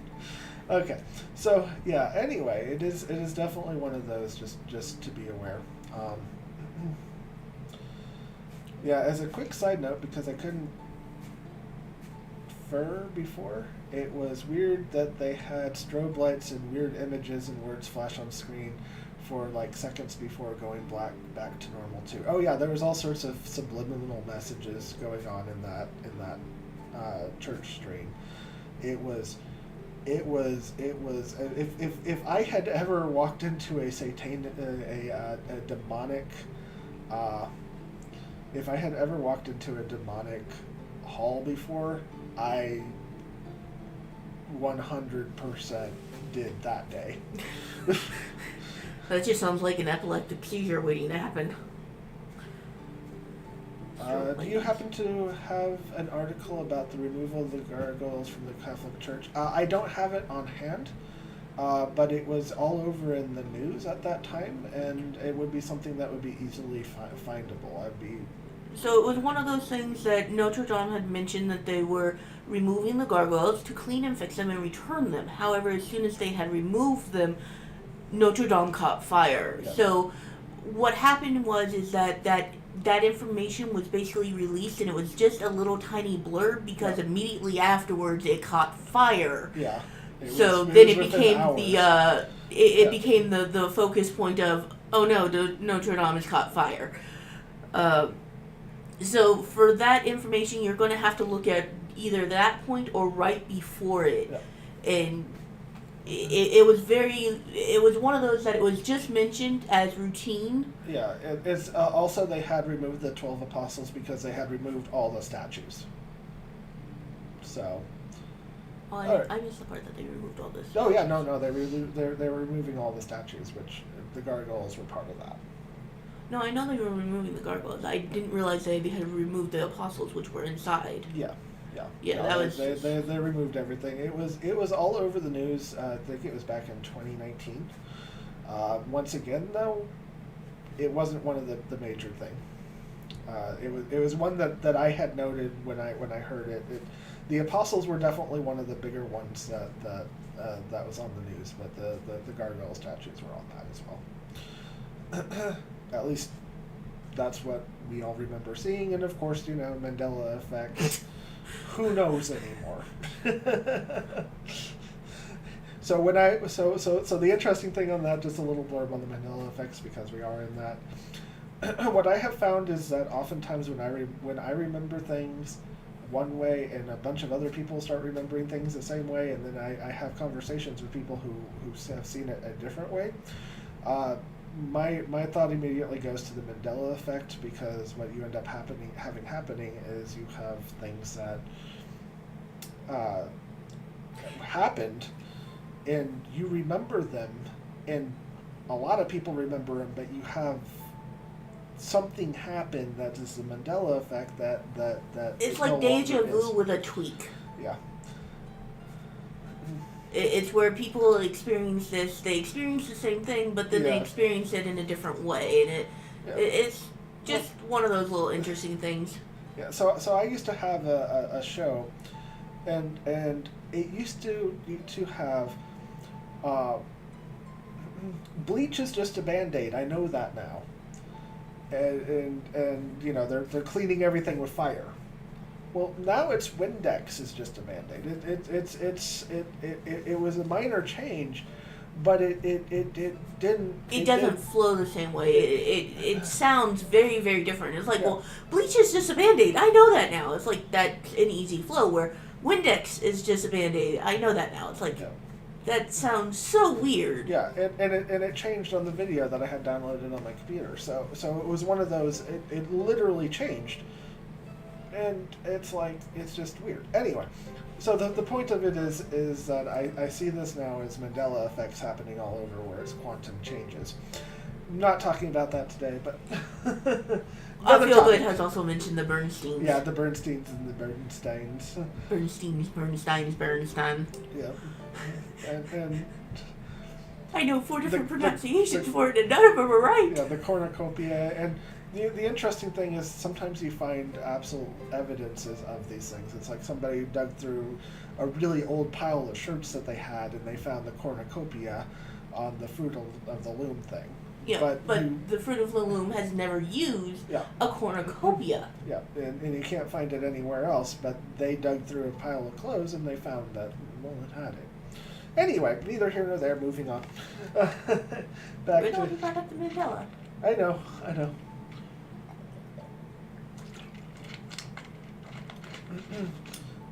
So the next part that we have going on is aliens. So, okay. George will be back. Next. Sorry. They don't know who George is. Rabbit hole number 2. Our entire show is a rabbit hole, I'm pretty sure. It just has multiple branches and pathways that you can go. Welcome to the rabbits. And everything else. And... but continue on, I'll be back in a moment.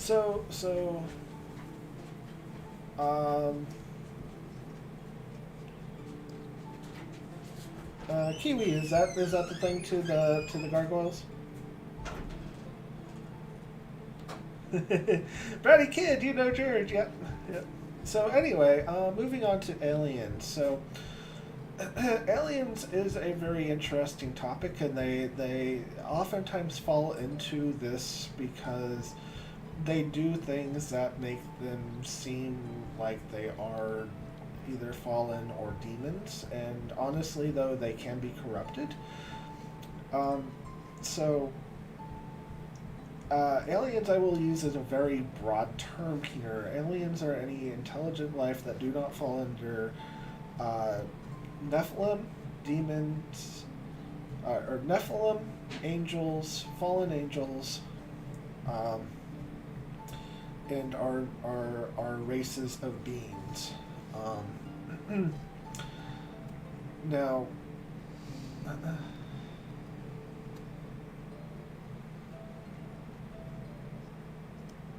oh, okay, cool. Thank you, Kiwi, for bringing that in. Then I appreciate that. For bringing that up.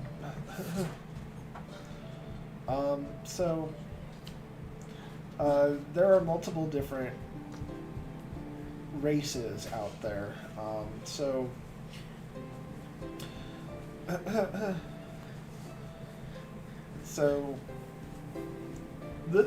This one gets into a lot of different things. So the alien races, are they all from outer space? No, they are not. You have some that do live under the crust of the planet. You have some that are here from other it's okay, other cosmics, other areas. You have some that are underneath the control of the fallen. Once again, when you look into what did the angels do? Well, they controlled different solar systems, according to Enoch. They controlled different ways of being.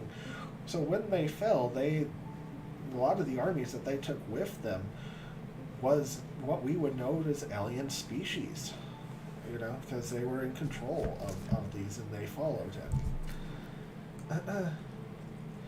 The Antarctic ones. Oh yeah, so the Antarctic ones, yeah. So why do they? So why do so many of them resemble and do the bidding of demons and the fallen? It's because many of them are underneath contract too, and they follow them unquestioningly, which creates all sorts of screw ups and mix ups and mess ups on that. It's okay, Huey. It happens. Sorry. It's all good. You also then have other, when Adam was created on this planet, he was given dominion over the earth and over the animals on the earth, to take care of the earth, to take care of everything on top of the earth, over the earth, not above the earth and not below the earth. It's above the planes that we see today. So, rather, not above, but on the earth. On the earth, not on the earth. Basically, from the crust up to the atmosphere, and this is why you find entire civilizations underground, which is absolutely a fascinating study to look into of different entities, and most of these, for the most part, they want to be just left alone. They in exist. all honesty, they come up every once in a while. It's like you had the green children and I think it was Finland. I might be wrong on this, but they came up and they didn't speak the language that they were green and remained green for almost 8 years, and it took them that 8 years to learn the language. And when they spoke about where they had come from, they told about an underground area where everybody was green in that area, and that it was the food that they ate that made them this way. How they got there, they were very unclear about that, but then again, they were kids. You have a lot of different passages, and they lived, I think, till their mid-20s, and I don't remember what they died of. But the factor is that would be considered an alien species. What color of green were they? They were apparently a bright green. When they originally came, and it started fading year after year after year until they became a very regular colored skin. You have reptilian species that are very fascinating on all the cities and stuff that they have underneath there, and the technology that they use, and the everything that they do. Once again, most of them, they don't have very much interaction with people on a regular level that you have. On the same token, though, there are aliens from outer space, Market Scraper. We just were saying that not all aliens are from outer space. There's a defining difference. Yeah, you have some that are. It's like there are two different species of reptilians. You have ones from our planet, and then you have ones that are not from our planet. And the ones from our planet generally are much thinner, much more lethy, with slimline. Whereas the ones from not our planet, if you think like Star Trek Gorns, they're big, they're bulky, they're 8-9 foot tall, and they're just built like a brick house. They're built for a different type of world in which they would live from naturally, a different type of gravity, the different ways of which it would expand and breathe, and how they would form.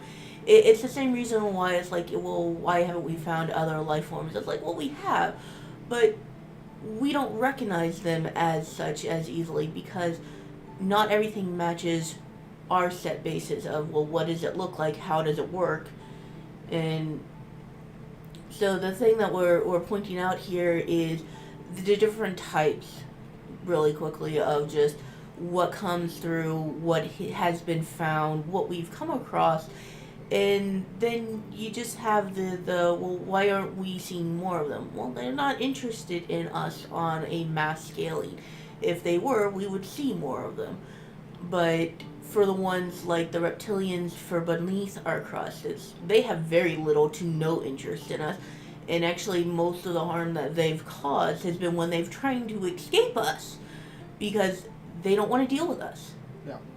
And there's very defining features from different sides of it. It's like the mentioning of just their physical appearance of the slim versus the bulky. Well, another one is the slimmer ones that are naturally, they tend to have a more angular face, where the bulkier ones have a rounder face. And that's type of the difference that you would notice from like snakes or with gators and crocodiles. There is a distinct difference, but it's not a huge difference, and if you don't know the species themselves, then you're not really gonna care what it is. It has sharp teeth and claws, and you don't want to play with it. Yeah. But so the reality is like I said, most of them just want to be left alone. However, you do have certain sects of them that want to change our planet into something that they can encompass and live in comfortably.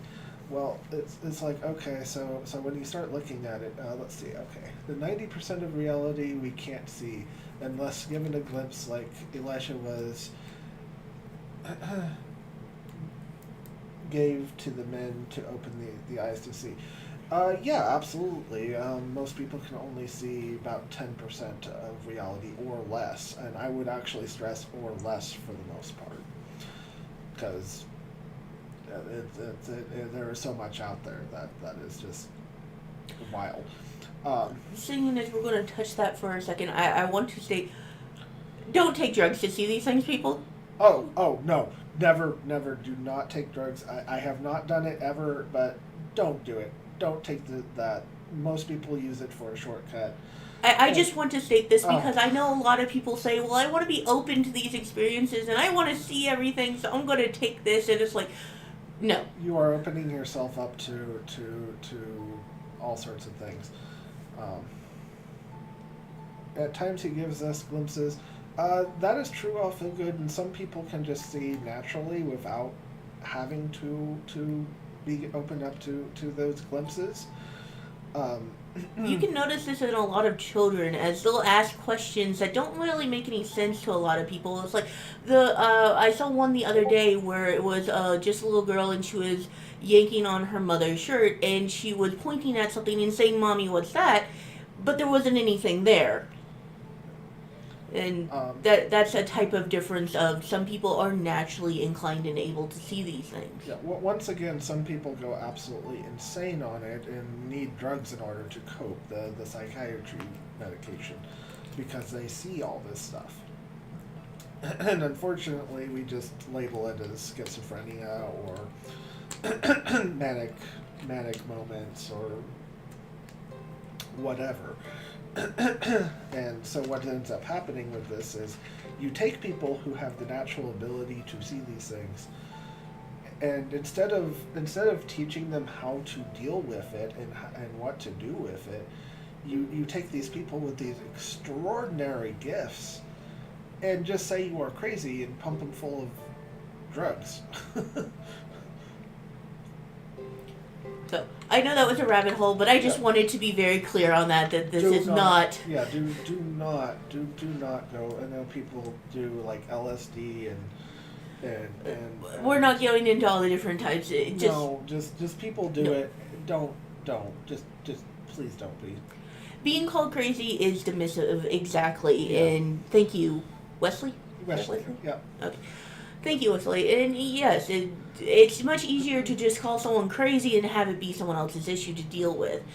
And it is meant to be dismissive. It is meant to be just a way to be apathetic towards someone else's distress. And it doesn't matter if it is a demon that's causing this, if it is a fallen that's causing this. It doesn't matter what's causing this. It's not good to be dismissive of people in times of crisis. And I believe that I personally believe, again, this is a personal belief, that the idea of just handing over drugs to someone and saying, here, it'll fix it, this is dismissive on the worst possible case, because you are so dismissive of it that you don't want to deal with it at all, and you just want to give them something to make them quiet. Does that mean that everything can be fixed without drugs? No. This is also a no on that one, as different things are different needs. But this is one of those things of, sometimes I feel America is very heavily drug dependent, and it's very unhealthy for us, not just on a physical term, but on a spiritual term. And drugs should be one of those things that should be the very last result or absolute last choice. If you can find other ways to help yourself and better yourself, then do those things. Yep. All right, so what forms do aliens take again? You'll need to re-listen to this. Do they also look human? So aliens have a lot of different forms. Usually what you find with aliens is that a lot of them will have human disguises. You will see clip after clip after clip after clip after clip. If you go look on the news broadcasts and our a lot of our politicians and a lot of our leadership and stuff, and you'll see the blinks and the weird eye shifts and everything else. It's because they have technologies that allow them to appear human. And sometimes we on our films and stuff, when you go back in slow motion, you will catch that phase disruption.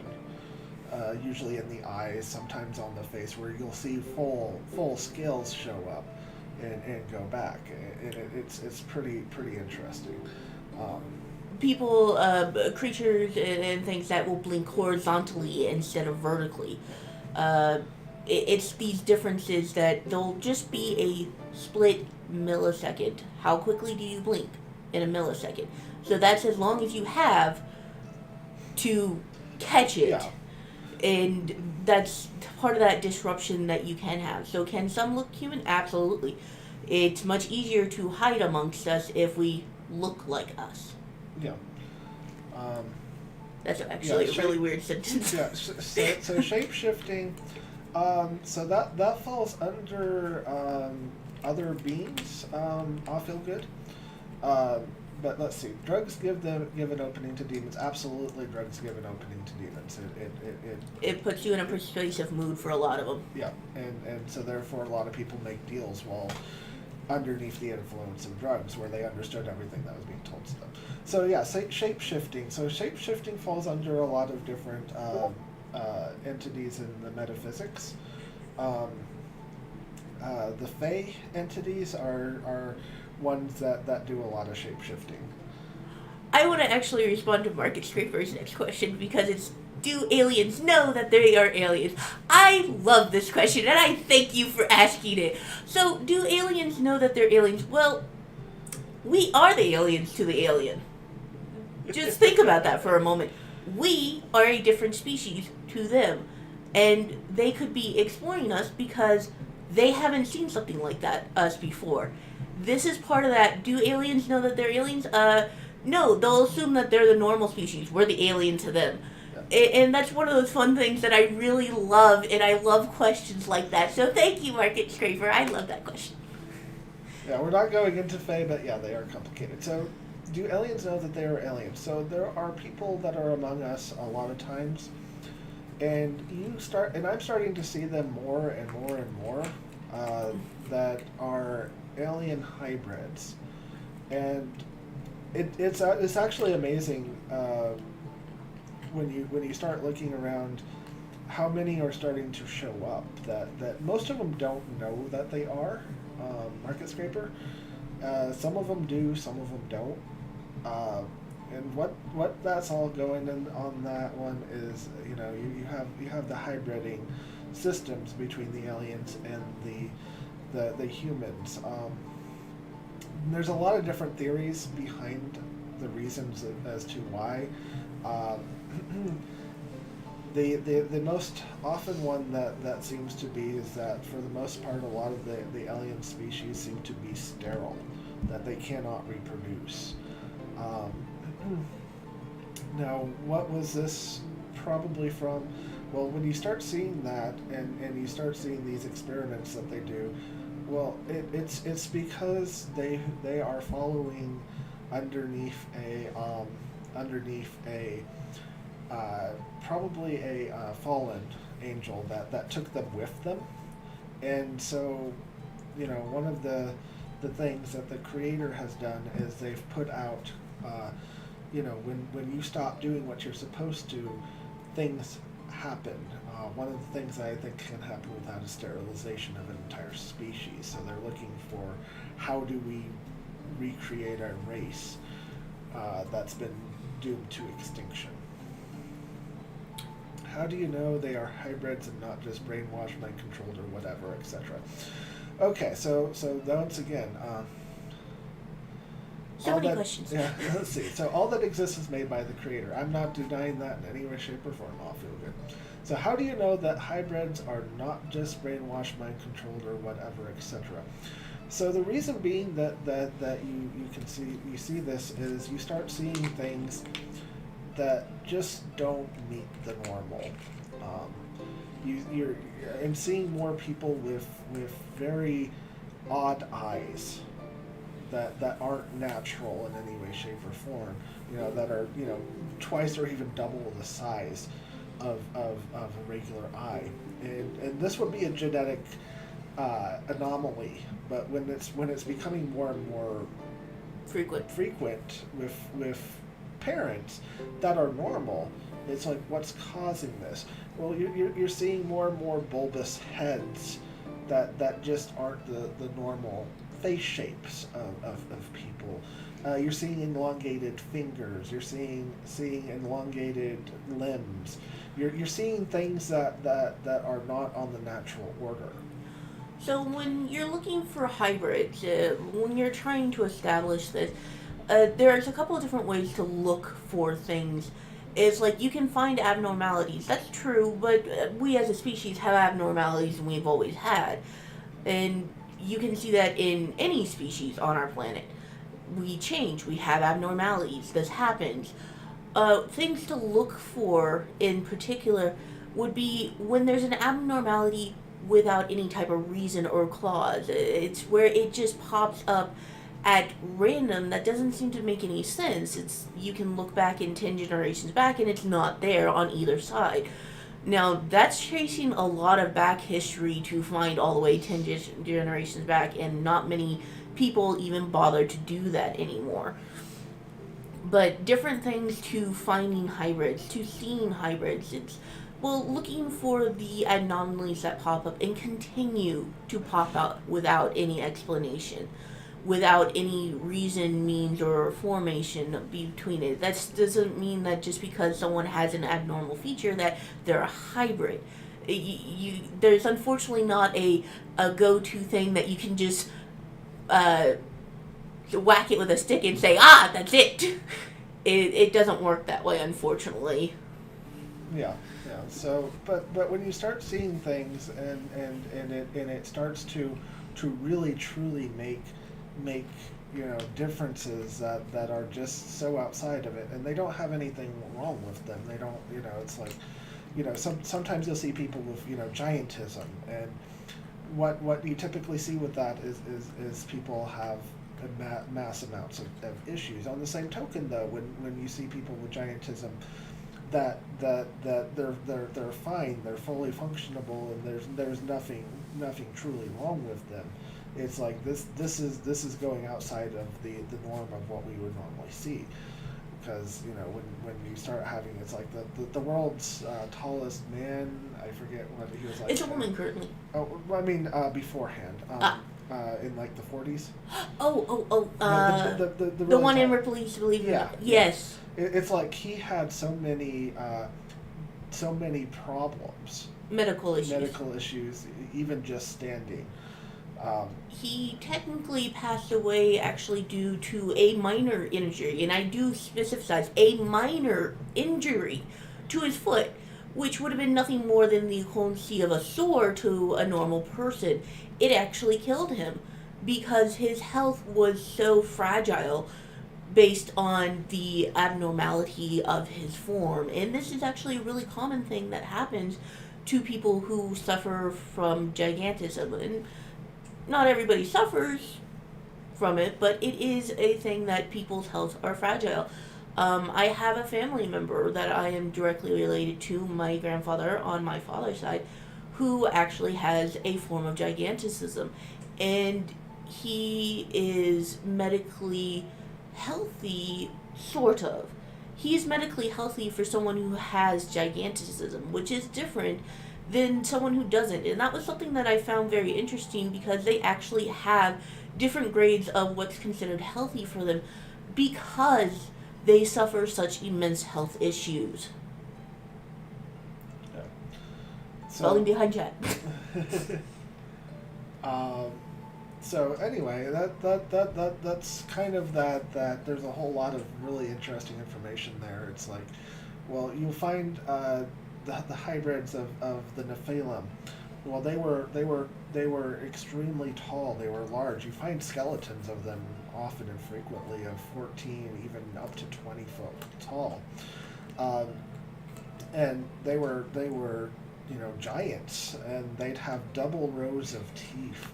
They would have 6 fingers on each hand. They would have all sorts of different things, and so some of them on the hybrid side once again are in the Nephilim because they fall under that. They are hybrided. So therefore the aliens are creating these hybrids. They have the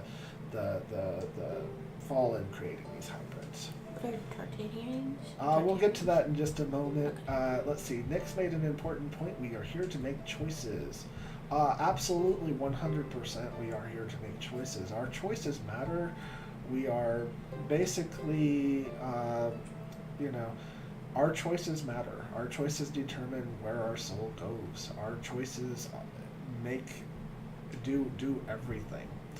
And what you decide, what you decide to believe, what you decide, and this is all everybody's personal choices of what you decide, and it's choices. And let's see, light of the body is in the eyes. Absolutely, the eyes is very, very important on that one because the eyes show a lot. Are Tartarians on the list? Okay, so Tartarians are definitely on the list. They are the race of giants. Is that their official name? That is what they're being called right now, and I'm not 100% sure if that's their official name or not, but it's what people are calling them. And you have the theory of like the mud flood and stuff, where basically you see these giant monolithic structures that have doors that are 10 to 20 feet tall. You have a single floor in a building that's over 30 foot. Just these massive structures that are all over the planet. That why are they there? And some of the pictures of some of the giants that were in there. Those are pretty cool, and absolutely. Well, we as a society tend to make things that are based around our height and our design. You make a doorway at a certain height because most people stand at least a couple inches shorter than this. It's where I can actually point out with my grandfather. He had his home made specifically for him because every other doorway he had his head on. It was one thing that he absolutely did not want to deal with in his own home. He designed his own home in his doorways and his bathroom because he didn't want to be cramped and he didn't want to hit his head on every single doorway when walking through his own house. And well, it's just one of those things that actually shows a very clear definition. If we're going to make a structure for people, well, we're going to make it for the average size of people. And it's one of those things, if they're making a structure that has a doorway of 12 to 14 foot, then the thing that's walking through there is going to usually be between 10 and 12 foot tall. And then with our own houses, the average for a height in a building for an average floor is 10 foot. It's almost double our height. It's so we don't feel uncomfortable. We don't feel cramped. And if you're in a building that has 30 feet as your average height of floor, I'm expecting something to be in there that is, well, averagely very tall. It doesn't make a whole lot of sense to make a 30-foot building unless you're doing it for acoustics. Yeah. And the reality is we have the history full of giants in there, and that they were very common at one time. And it's why you see things like churches and stuff that especially the older ones that were larger, because it wouldn't be unusual for larger beings to come into the church, and it used to be very welcomed, and it's changed a lot over the years, especially when you deep dive into what the Catholics were up to. It's really fascinating. Let's see. Out of the heart and mouth speaks. Listen to what they are saying. Evil intent is a bigger clue than the physical anomaly. So absolutely, I feel good that definitely falls into more of if you're a demon possessed, you'll just watch people just speak babbles and nutso things, and it's really, it's much easier to be tricked by a pretty picture than it is to be tricked by someone who already offends one of your senses. Yeah. Let's see. Goliath had 6 fingers. So yes, Goliath was actually descended from the Nephilims that survived the flood. And this is actually well, Moses put in that everything died in the flood. However, unfortunately, Moses was not 100% correct in what he put. He put what you want to hear, because basically what you have there is Moses took the collection of thousands of manuscripts and thousands of books and thousands of scrolls, and he condensed it down to a single book of Genesis. And so the reality is that when you look at like Enoch and Jubilees, I believe, or Jubals, you find that some of these survived, especially in the higher mountains, and so they would take and people and armies would go find these and convince them to join, which is why you had Goliath and his 7 brothers. And Goliath wasn't even the biggest one. Nope. Goliath was the small one. Mm-hmm. He was also the smart one. Yeah. And so it was really quite cool on that. You forgot what the third eye is the pituitary gland. Drink certain water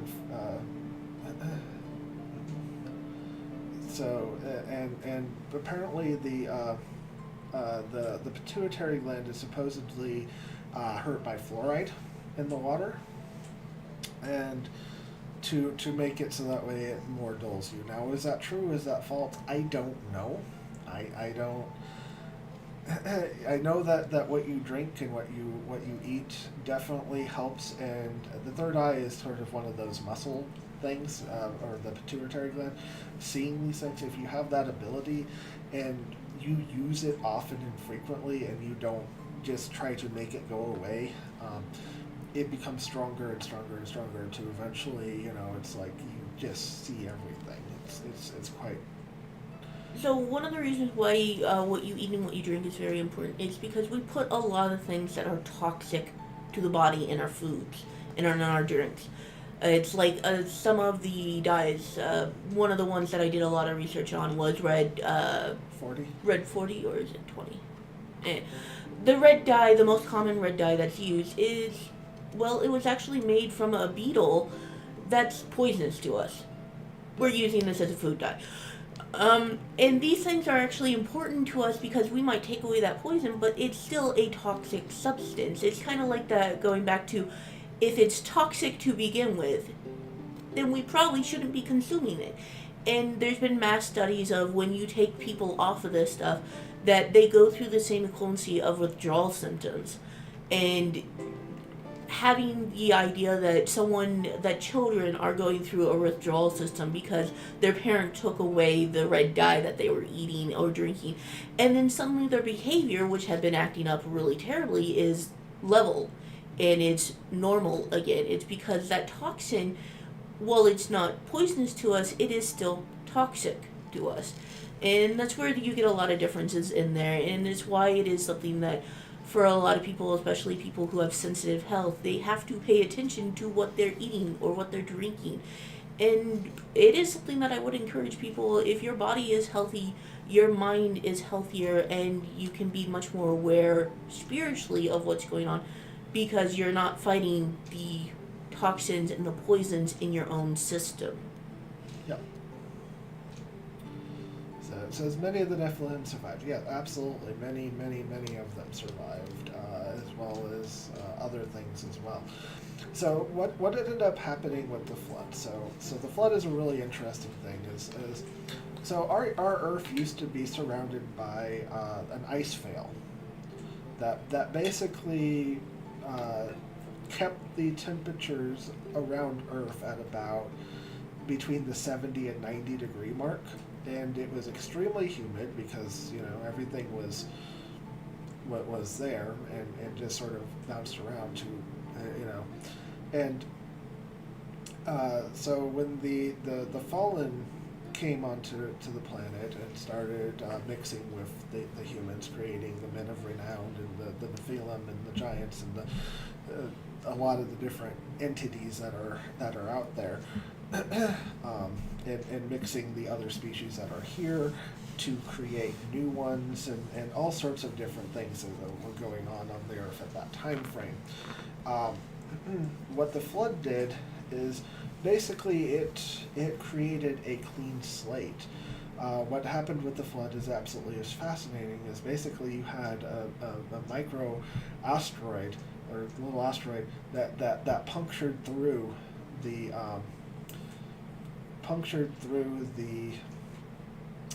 ice veil around the planet, and it shattered it, which is why it rained for 40 days and 40 nights, as basically this ice veil was melting and ripping apart and falling apart.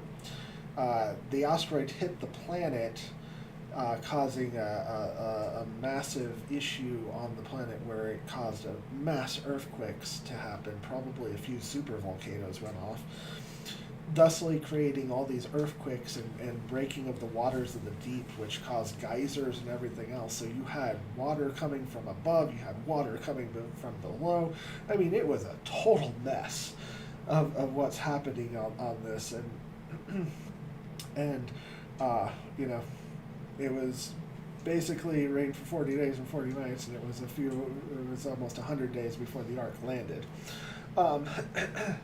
So you see a lot of stories of this in antiquities, from Gilgamesh, like we talked about last week, and you have Chinese, you have Japanese, you have India. You have over 100 flood legends from 100 different cultures. It's like, did this happen? Absolutely, 100%. So what did the flood do? It wiped out a lot of what was going on. It gave it a new wash. At that time, also, a veil was put between us and the metaphysical sides of what we look at, and so therefore many of the fallen that were on the planet were bound, were trapped on the metaphysical side of things. Yeah. Many of the Nephilim who died became demons because their bodies died, but their spirits continued to live. So they were all over the place. What? Oh, what are the aliens the government is supposed to reveal? I'll get to that in a moment. So essentially what ended up happening with this is is why are demons constantly, demons and looking for people to possess? It's because a lot of them have been taken away from the ability to interact on this side. If you start creating genetic anomalies and stuff, do they have the same soul that a human does? I don't know that answer, unfortunately. I think it's absolutely horrible what I see happens with a lot of the paranormal researchers and biblical scholars out there. They're like, well, if you are an alien or an alien hybrid or a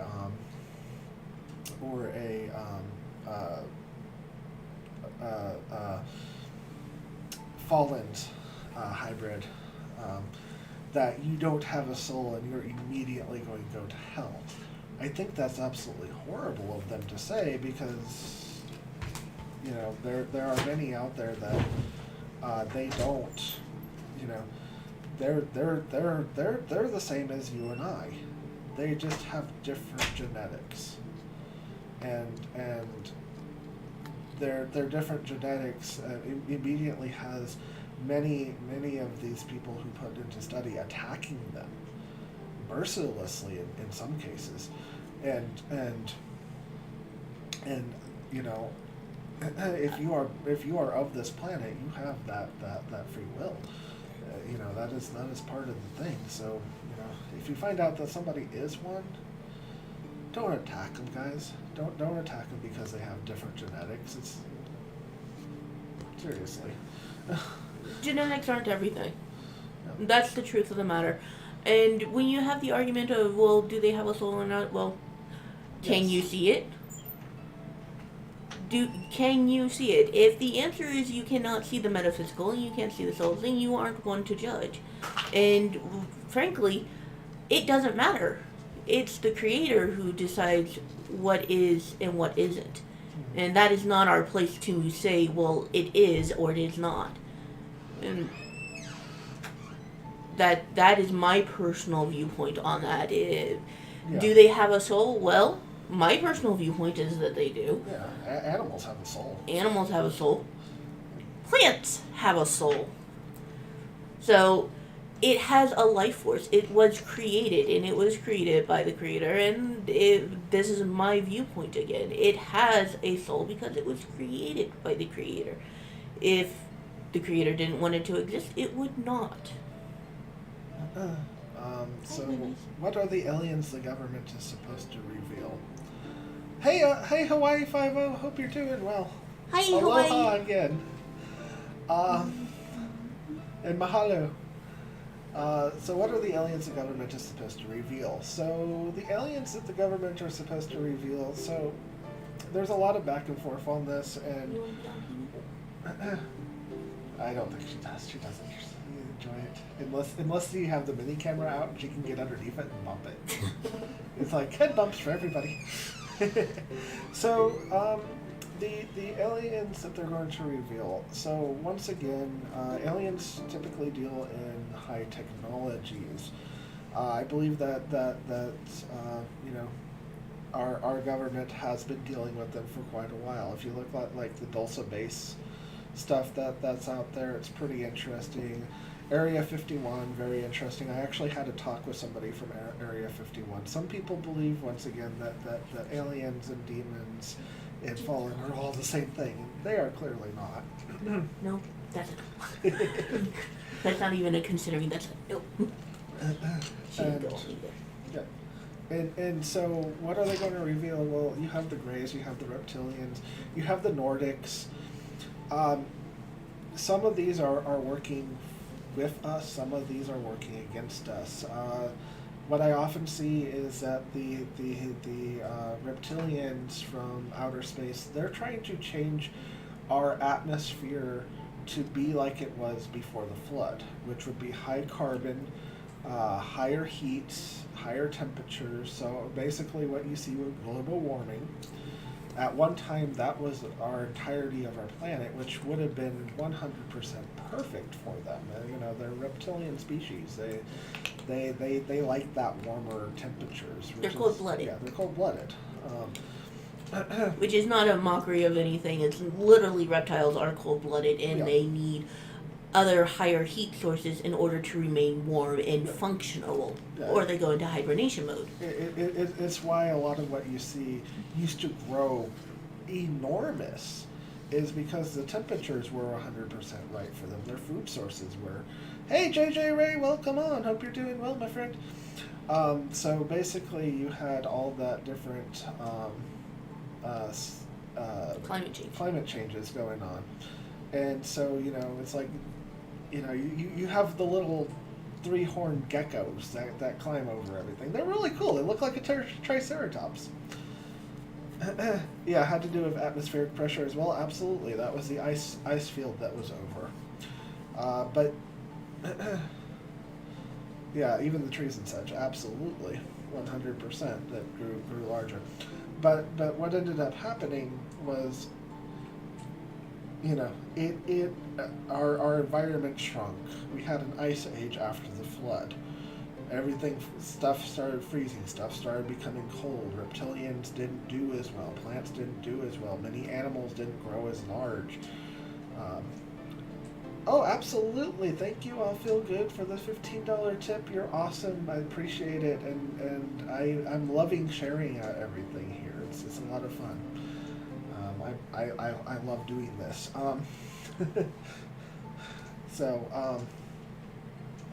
So basically, you had the veil go up. So the aliens that they're going to reveal to us are probably the reptilians, which have been working with many of the governments in order to heat up the planet and try to revert it. Because if there's more carbon in the atmosphere, guys, it's like, that's really bad. Greenhouse gases, blah, blah, blah, blah, blah.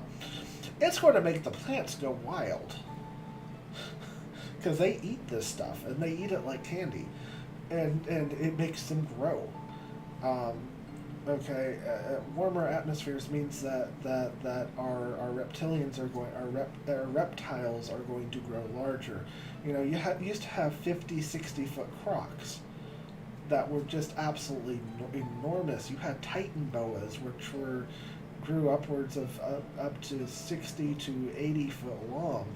You had the dinosaurs or dragons, depending upon which way you want to look at it.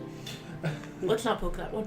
We'll poke that one on a later date, but which were absolutely ginormous. Leviathans. The Leviathans, the behemoths. You had these reptile creatures that were just absolutely just growing and growing and growing. So therefore, if they can change it back to that, then they can have an easier time taking over, because they don't do well in our atmosphere, because it's too cold for them. It's not easily breathable for them. It's too low a pressure. It's all these different things. So what are they trying to do? They're trying to change our weather and our patterns in order to make it better suited for them, without wiping out everything, because the honesty is they still need a living planet. Yeah. Kiwis. If they reveal the reptilians, does that mean they might come out of hiding? How could this change things? So will they reveal the reptilians? Will they come out of hiding? So the answer is they don't want to reveal it, and the reason why is because the reptilians, at least from space, are very far and few between. There aren't very many of them. They're not close. They're I don't know 100% about their species and everything about it, but the reality is that they don't have they seem to be on that, having problems with the genetics to be able to reproduce, but they live for a very long time. Many of them seem to be well over 1,000 years old, and many of them absolutely hate us. But once again, we have the numbers so high. They might have advanced technology, but because of our numbers, they are terrified of us. And that's just the truth of it. We can also, we adapt. That's one thing that humans actually have that is really rarely seen in a lot of things, is that we adapt to pretty much any type of climate found on our planet. There is no real safe spot on our planet from us. We even have people that have made establishments in Antarctica, and we're learning the more that they stay in that climate, the longer they live there, the more they become adapted to it. And the fact that we can do that is actually very rare. You don't see a lot of species that can just live anywhere on our planet. We're one of the few ones that adapt at such a high velocity that we can literally cover our entire planet. There isn't a safe place on our planet. And this is very frustrating to things that have very specific needs. Reptilians fall into this. They have very specific needs, and they can't just live anywhere on our planet. It's not comfortable. You will not find them in the Antarctic willingly. Unless it's well underneath the Well, Antarctic. underneath the ground. Yeah, but not on top of, not on surface Yeah. level. And it's that type of thing that it becomes an interest. Well, what will change if they're revealed? Well, that depends. How much are we believing this? How much are we sharing that information? How much is misinformation? Just so that way it drags more of the question of what's going on, of how, well, I've never seen this, so of course, so it doesn't exist, right? That type of ideal that's being pushed forth a lot is a way to be dismissive of people who have seen things that they can't really explain it as anything else. And it's much easier to be dismissive of it if you're just saying, well, aliens don't really exist, you're just crazy. It's like, okay, I can live with being crazy. At least I won't be surprised. Yeah. And once again, something to be aware of is many of these alien species that are especially from other planets are underneath the control of Fallen, so they do a lot of things that would seem demonic. Let's see, they're using cloud seeding techniques to weave materials into the atmospheres to help heat the planet. Yes, they are, absolutely. And that's nothing new. They've been openly doing that since the 60s, and the weather patterns of how to control weather came out in, I think, the 40s on how to change everything. But of course that doesn't happen. Of course not. Just because the patents are there doesn't mean they exist. Yeah, it's like, why would we need this? It's like, it's not like they've built a couple of these things and proven that they didn't work. Oh, wait. And they do things like this. If there's a patent for it, there's a reason why there's a patent for it. And that's another reason why they also take it and say, no, there's no patent for it, it doesn't exist. Let's just put that in the documentations that nobody sees, nobody knows about it. It's not important anymore.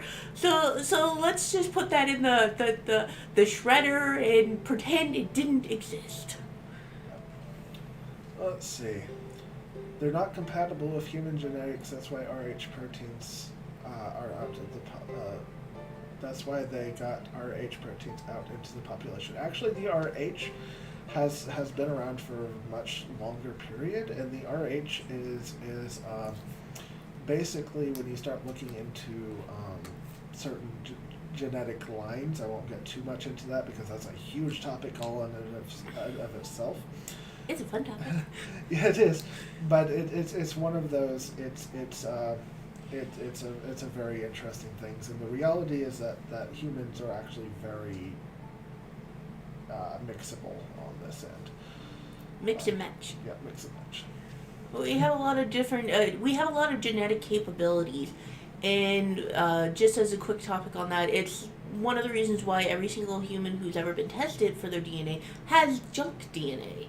And a lot of it. A lot of it. Enough of it that it would be disturbing if that was actually quote unquote junk in your DNA repertoire. So if you want to go down a diving on a rabbit hole in that one, that is definitely one that I would suggest you research. And also research your sources, because you don't want to come across a lot of wrong stuff. Yeah. Just ask Admiral Byrd. Admiral Byrd has really interesting information and a lot of stuff there, and he went out on a limb and he got absolutely schwacked for it when he came out with it. What are my thoughts on the firmament? So the firmament is essentially what you see as our universe, J.J. Ray. I know that a lot of flat earthers use it as though it's just the stuff above us and we don't really know what's there. But the reality is we do know what's there. We do know what the sun's makeup is, or at least parts of it. We know what the moon, how far away the moon is. We have all the stuff that is going on. and you can watch the stars go and come and go, and they're different ways according to the time of year and what way the earth is tilted, like basketball and everything else. It's just one of those. I looked a lot into the flat earth because it's like I want to see what people are thinking, and it's like, wow. All yours, guys, all yours. I'm thinking that's saying that they don't support the flat earth. Yeah, no, I don't support the flat earth, but you are entitled to your beliefs. You're always welcome and entitled to learn and explore your own beliefs. Just paperclip all that back into another document so no one knows it exists. Oh yeah, no. Operation Paperclip, very interesting, but yeah, it is a good one. Yeah, that's a whole topic on its own. So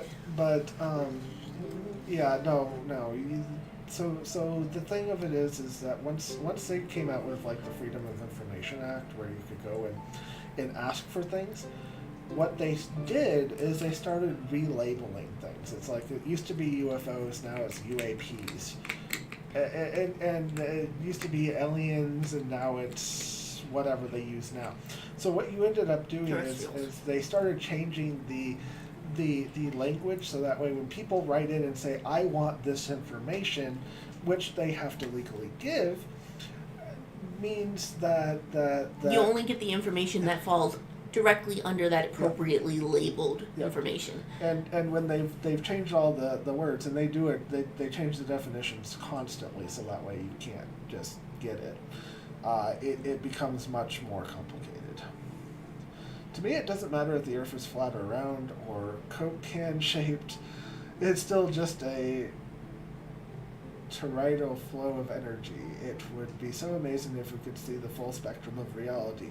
No, it isn't, JJ Ray. It is not amazing to be able to see the full spectrum of reality. It is absolutely miserable to see the full spectrum of reality, and when you do, it makes it to where you can barely function anymore. It is horrendous to see it all. This is another one of those differencing of opinions, and everybody has a different viewpoint and a different way of which they see reality, and you should be respectful of that on both sides. Fair enough. If you want to see it, go for it. However, I'm just saying that it sucks. Sorry. And yes, Wesley, we've mentioned the Mandela effect, I think, twice already now, or even 3 times. Oh, yeah. It's because the Mandela effect is basically on the quantum side of computing, or falls even beyond that, which is basically you shifting reality space just enough to be able to change minor things. Right now, it's changing minor things. I fear for when it starts changing major things. They also change their family names constantly, so it's hard to follow their history. Actually, it's really not JJ Ray. It's actually quite easy, because it all follows, and when you start looking into everything, you can see all the family lines and everything, and how it's all interrelated and everything. So I'm going to go on, there's a 50-50, because there is a clear design map for following your genealogy. And I have a genealogist in my family, and it's something that my granny does, and she actually does it for the entirety of her church as well. Any member of the house, that as long as you have at least 4 names, which would be preferably your parents' names and their parents' names, you need at least 4 to start with, and she is more than willing to do the diving and the research because she's done a lot of it already, and she has successfully followed back no less than 50 different families, and that's just starting with one person's name. And it was like our own family, which on that side is currently Kitchen, and it has shifted names in different generations roughly 7 different times that I can recall off the top of my head. And that was just within the most recent generations. That's where it still makes sense of where I'm following it. I get kind of lost with the further back you go, because she has entire bookcases dedicated just to the kitchen side of the family, which would be my grandfather's side because she took his name. And then she has another one entirely dedicated to the Mobleys, and that's her side of the family, and they do change often and frequently. The hard part comes is where we've lost the information due to such disastrous things like great fires that took away a lot of the histories that we have of different families and different generations, and the transition of, well, was this person actually part of the family or were they adopted in? Because then you actually have to search a different family line because they were adopted and not actually part of the genetic lines. That's where you can get a lot of disruption in your family lines and genealogies. And for people who are willing to research and work for that, good luck, because it is a lot of work. And the next thing, one of the most important things about the scriptures that so many people overlook and so many people don't pay attention to, is the reality is that it follows the genetic lines. This is so important to everything. That basically, it shows from Adam all the way down to David and Solomon and so on and so forth. And a lot of people will just glance over this entirety of the this person begot that person. This person begot that person, begot this person, begot that person, and so on and so forth, infinity.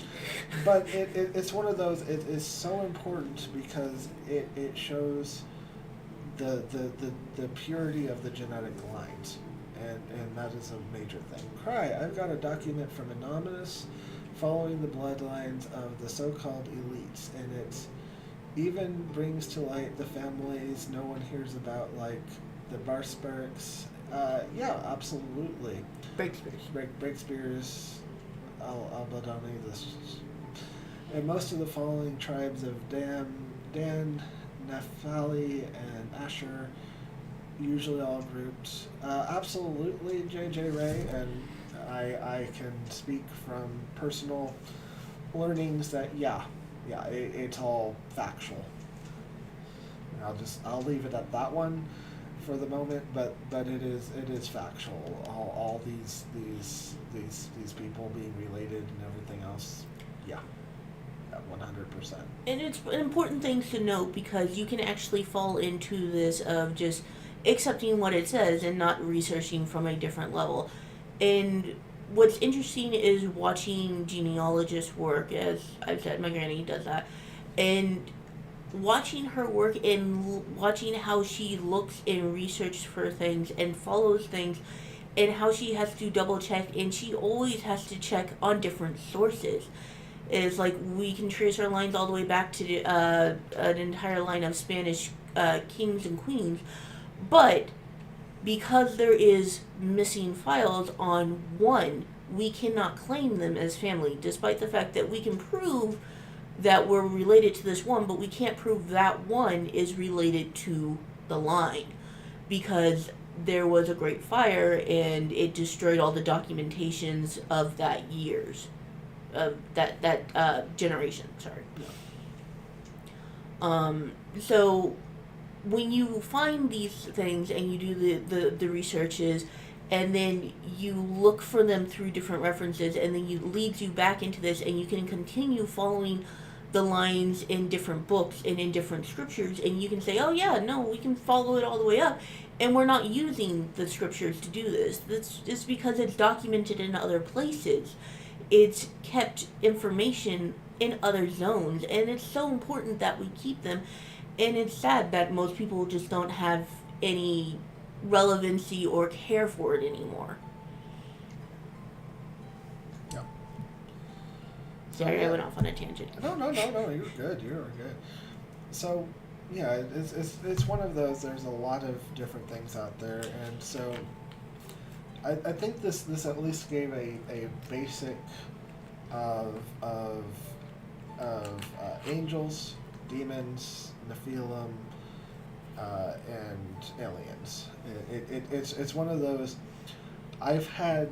I can honestly say I have had personal experiences with all four categories, and I can tell you that they are very much in the different categories. Foxy's watching me on screen. They're all very different things, and they're things that you do not want to mistake or confuse the two, or four, rather. Yeah, it's kind of like, okay, oftentimes, you have a lot of people that get into the alien abductions and everything like that. So about 85 to 95% of the time, if you then become a Christian or a Muslim or a established faith, oftentimes these will stop. And I don't say it's just Christian, because when you can't throw out, if you just pick and choose your data, you're not doing yourselves any favors. So you can't just throw out all the data and say, well, I only want to hear this one particular thing, because it loses information. Because it's like, okay, if you remove that and say well, it's only Christians, it's like, well, that's not factual. It's not the truth. It's because you have picked a religion, and oftentimes then what you are dealing with is not alien. You're dealing with demonics. You're dealing with demons that are working on you, and you have the rest of the 15 to somewhere between the 5 and 15 percentile, that it doesn't matter what religion you are, it doesn't matter what you do, it's because you're experiencing the physical thing of it. But that is so rare in comparison. So one of the ways that I look for that in what I would focus in on that is, it's like using a search engine. You want your search engine to be specific, but if it's too specific, you will lose what you're looking for. And it's one of those things that you can go back and forth with all the time. It's like, well, alien abductions is actually a very broad scaling, but it's also very specific. And the reason why is because it focuses on two things: aliens and abductions. And aliens, unfortunately, a lot of people as a society, as our culture, have just either thrown things into one category or the other and say, well, it's only this. It's like, okay, well, you have a lot of people who have a viewpoint that if you have religious beliefs in Christianity or in things that are similar, that you can't believe in aliens. That the two things can't exist cohesively. And that's not true. You can absolutely be a Christian and absolutely believe that there are aliens. And having both of these things together is frustrating for a lot of people, because they're like, well, if for a lot of mainstream Christians, if it's Christianity, you can't have alien abductions. You can only have spiritual attacks or demonic beings. It's one of those things where it's like everybody, I can't say everybody, where a lot of people view that it's either angels or demons and there's nothing else in existence. It's like, the fun thing that I like to poke at it just to be obnoxious is, well, it's good to know that humans don't exist anymore. We're a third category. There are angels, demons, and humans when you use this category. It's just something that I like to poke at because it's something that people forget. And I was like, well, the next thing is apparently there aren't any animals anymore. It's good to know that we're eating angels and demons at some point, because apparently we don't have animals anymore either. And it's one of those things that I like to point out, because these things are different, but they can all exist cohesively. You can have great religious beliefs and still have alien experiences. It's not picking or choosing one or the other, and more often than not, it is a commingling effect of many different things. So is just one thing to be aware of. And when you're looking for these things, well, some people might describe it as an alien experience, being abducted, or some people might experience it as being attacked by a spiritual being, because they're physically fine afterwards, but they're mentally drained or they're spiritually exhausted. And these are different things to pay attention to. What I like to look at it is, well, how did the person describe it? And look at it from their viewpoint. Because it's their viewpoint that I'm interested in. If it's just a story, it's just a story. But it's their viewpoint of it that I find fascinating, that I find really interesting. So when I'm looking for alien abductions, I have a much broader search platform that I look for. I look for things that are, well, things that happen without explanation, things that are unusual behaviors or patterns that started without reason, without cause. It's like some people who have done the claims of alien abduction, and then they have moments where they just are unable to do anything. They just freeze in place and they look off into the clouds, and it's like no one's home. It's almost like the information is being downloaded or taken. Well, this can actually look like a different things in someone who's being possessed and fighting spiritually to maintain their form and to get rid of and denounce. Well, if they're working on that so furiously, they might just stop and hold still and not respond to anything that's going around them physically, because they're dealing with a much bigger problem on the metaphysical side of it.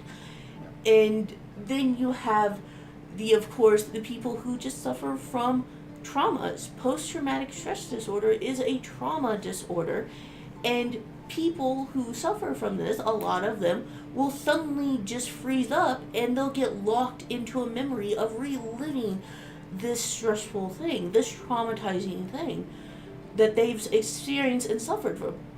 Well, all three things are very, very different, and all three things look exactly the same from an outside source. Which is why I like to focus on well, what was it to the person? How was it affected to them? How do they describe it? Because all three of them experienced the same thing on a physical outside looking in. But internally, they all experienced very, very different things. Yeah, exactly. Well, let's see, I'm going to read this whole thing here. It's titles and labels that have stigma to them, which gives us the idea that there being differences when in fact they're all things are connected. We limit our own understanding by making distinctions where there are in fact similarities. Very good point. Look at the schizophrenia. It's very highly tied to demonic possessions. And Hawaii 5-0 says yup. So what we have going on here is that absolutely, and I 100% believe that you need to bring all data to the table to be able to examine it and learn the sources of what you have going on here. And we don't do ourselves any favors when we literally start throwing out data points because we don't like the data points. We don't like the factor that it or that what it it's titled as, or what it's what the people are saying as. It's like if you're a spiritual person and you don't want to listen to anybody who believes they've been abducted by aliens, well, you might be missing something that's really important then, because this you don't want to agree with. You don't want to exist. It's like, well, it's still important information. It's still something you should be aware of, and it's still something that you should really take a second look at. Absolutely, and you really shouldn't. You shouldn't, because the more you understand, how to deal with things that are going on like this. It is so easy to get caught up in the viewpoint of, well, I only want to see things from one perspective, and that's fine. That's your choice, and I won't ever tell you that you have to look outside of that. On the same token, though, when you're looking to help somebody, and unfortunately all you have is one way to deal with it, that one way does not always work. When you're dealing with somebody who is having an abduction experiences, and no matter how much they pray, no matter how much they try, no matter what they do, it doesn't do anything to change it. And they've tried different religions. They've tried different things. It's like, well, they're experiencing a physical thing that unfortunately religion doesn't have the power over. It's not that it's not that Yahweh doesn't have this power. It's not that Yeshua cannot help you. It's that they are dealing with it on a physical level, and it means that you need to change the way that you are dealing with it, and by simply making a few changes, you can help that person.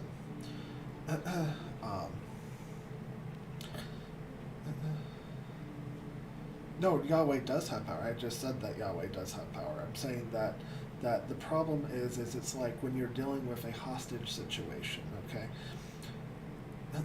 You might have to deal with it in ways that involves a police officer. You might have to deal with it in ways that involve a physical means that has been provided for us. If it is a demonic entity, if it is a fallen angel, then yeah, absolutely, 100% prayer will stop it that quick. and the right tool for the right job. Yeah, the right tool for the right job.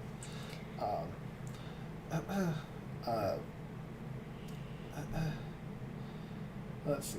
I heard once that you had the key to eternity and knew everyone else did as well. How would you keep... If you had the key to eternity and knew everyone else did as well, how would you keep them from getting it? Convince them right is left and left is right, so they wander in circles. Yeah, that's actually very, very true. So some mentally ill most certainly are misdiagnosed, Brady Kid, because what ends up happening is when you start seeing entities, demons, fallen, aliens, Nephilim, the whole 9 yards, it can literally cause mental breaks in you. It makes it to where you are having issues just coping with the world around you, and everyone around you says that this isn't true, this isn't factual, you're crazy, you're nuts, this isn't real. What ends up happening to this person is, this isn't real, this isn't, and you keep on beating them down with this, and to the point that they are a broken mess, because they're having very real things happen to them that everybody around them is saying it can't be, it simply cannot be, and you go to a church and they tell you, well, you need God, but go get your medication because we can't help you. So mentally ill can be very much diagnosed, but you can also end up with a psychosis. You can end up with issues. Well, as JJ Ray just said, there is, even if seeing that doesn't break you, everyone telling you that you're crazy could break you. Oh yeah, 100%. And it's things to keep in mind, especially when you're looking at it and you're trying to determine, is it mental illness, or are they experiencing possession, or are they experiencing other types of horrendous or traumatizing events. And the truth of the matter is that you need to be focused on that, of how best is it to help them. How can you help them? Well, by telling them that these things don't exist, well, how are they experiencing it? Are they telling you that they've been abducted and that they don't know how to make it stop? It's like, then you need to work first with what they think it is and what they are experiencing, and then move on from there if it's still not helping or not, quote unquote, fixing the problem. and I quote fixing because fixing, yeah, thank you. Fixing is one of those things that, how do you fix everything? Is like, well, how do you fix a metaphysical problem? Spiritually, you fix it with spiritual warfare. Well, how do you fix a mental problem? You do things to stabilize your mentality. This doesn't mean just pump them full of drugs. This means do the exercises to strengthen your mental barriers. And I like to use that terminology a lot more than just telling people to fix their brain, because that doesn't help a lot of people. But fixing your mental barriers, strengthening them so that way you are firm in what you know. It's like one of the ways to help people is when they're having a panic attack. Make them focus on other things in the now, in the physical. What do they see? What do they smell? What do they hear? Can they taste anything? Can they feel anything? And these are things that are really, really important because it helps break them out of being lost in their own mental, well, disaster, frankly, when you're locked so far down.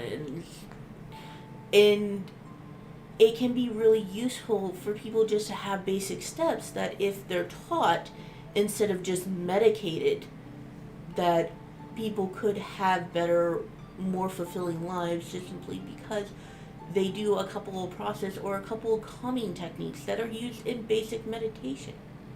Now, please note, this is not saying not to use medication. I want that to be 100% clear. We are not saying not to use medication because some people absolutely 100% need it. Medication is designed to stabilize a chemical imbalance in your mind or your body. These are needed for people who have chemical imbalances. This is not to say that they don't exist and that they don't need them. Thank you for pointing that out. Yeah, I just wanted to make that 100% clear. But unfortunately, us as a society, we are so broken in the spiritual side of things. The church doesn't provide very good answers. You have witch talk out there, which is, people getting all sorts of different advice on what to do and what not to do with nobody really looking into it or figuring it out. It's like, okay, I did deal with somebody who was having alien problems. I will not use their name. I'm going to keep them private. But I was dealing with somebody who was having alien abduction problems. They were saved. They were praying. They were doing everything that they could do in order to stop it. They got a hold of me, and basically just changing 3 things that they were doing ended it. And those 3 things I will leave on a very personal note with them, as I will not family show. But by simply doing those 3 things and personal information and everything like that, I'm not going to disclose that from them, but how do I put that? Were they physical, mental, or metaphysical, the things that you had them? They were physical. Okay. They were physical. So 3 physical things that they altered, and it stopped. And it stopped. It's not that they didn't have faith. It's not that they weren't Christians. It's not that they weren't doing everything that was being told to them by the churches and stuff to do. The problem was that they were dealing with a physical situation that wasn't being dealt with properly, and once it was done, they were free. And they thanked me profusely over and over and over and over and over, and they've gone on to have a very good life and haven't had problems since. It's not that I had any power over the situation, but I was given the wisdom in order to help them. Okay, I've had another person who had a demonic entity. So I've had several, but I'll use one of them. Is it okay? Go ahead. Okay. And unfortunately, she had demonic issues and things attached to her and everything, and we cleared her.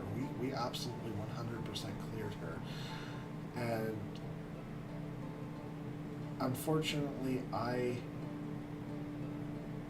didn't do the aftercare for her. And aftercare, when you go through something, guys, aftercare is so important. It's just as important, if not more so, than the original movie actions. But she was so distraught afterwards, and she didn't reach out to anybody. She offed herself because of everything she had seen, everything that she had happen, and she couldn't mentally cope with the aftermath, because once again people would call her crazy. People told her that she was lying or had psychosis or whatever. And so when somebody comes to me and says, I need help, I don't judge them. I have no judgment on them whatsoever. All I want to do is help them and give them the paths that they need forward. Sometimes that's easy and sometimes it's impossible. But if I can help them, I do. Because enough people are going to call you crazy. Enough people are going to say that you're nuts. Enough people are going to ridicule you and absolutely treat you horribly. And unfortunately, that happens in the Christian church. So, the one of the other things that I actually will go back into of the story of, well, the history of her, was after the clearing and the cleansing was done, her behavior changed. She started behaving, I guess what you would call normal, for people, and she was fine, but she couldn't make anyone else believe her that she was fine again, because she had already been put in that category of she's crazy.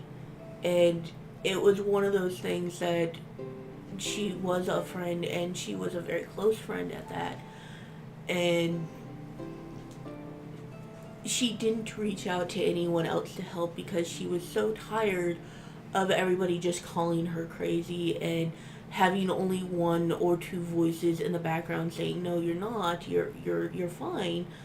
And it was sad and horrific to lose her over that. And it was one of those things of that you're just left questioning, well, could I have done more? Could I have said more?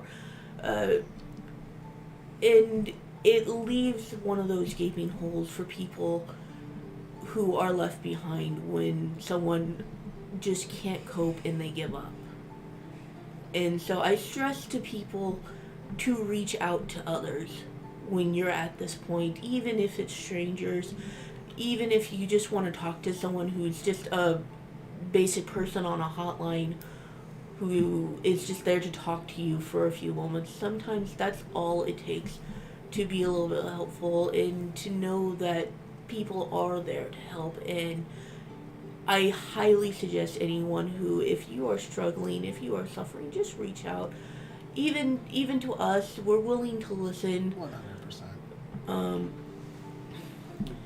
We've dealt with a lot of different things. We've seen a lot of different things. We've talked to a lot of different people, and guys, seriously, it's like when we say, if you need prayer during any of this, ask for prayer. We're there. We're 100% there. If you have something that you don't want to air out in public, we have our email us. It might take us a day or two sometimes to respond. We're not always the best on it, but if we start getting emails regularly, we'll is there somebody here? Amy? I heard something. I'll go check. Alright. So that's our email, and again, when I say that we are open to messaging us, feel free to reach out to us, especially if you want it to be private and you want it to remain private. This is something that you can easily do, and this is one of the reasons why we feel so strongly about making people aware and reaching out and helping and researching and talking. Losing people when there are people who are willing to help it's painful, especially when you're someone who wants to help and you've lost them because they felt alone, because they felt that they couldn't go to anyone else. I want it to be known that we are open to helping or listening or even just talking, just so that way you have someone else who is willing to hear you. Absolutely, and once again, I mean, seriously, it's like I don't personally have any power to help you. I can listen. I can make suggestions. I can even go if you're near me. I can even go into spiritual warfare for you. However, what I cannot do is I am not the creator.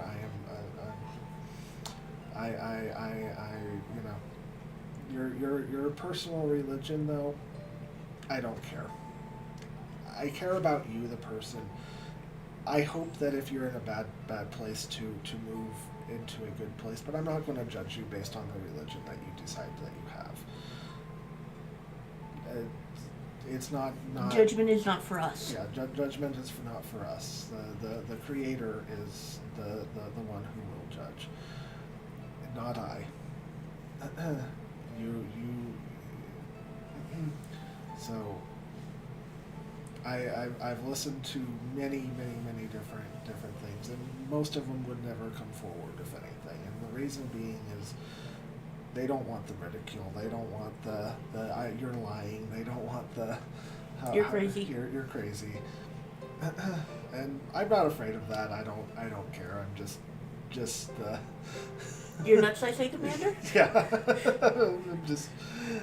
I'm the screwy person with the Nintendo 64 shirt.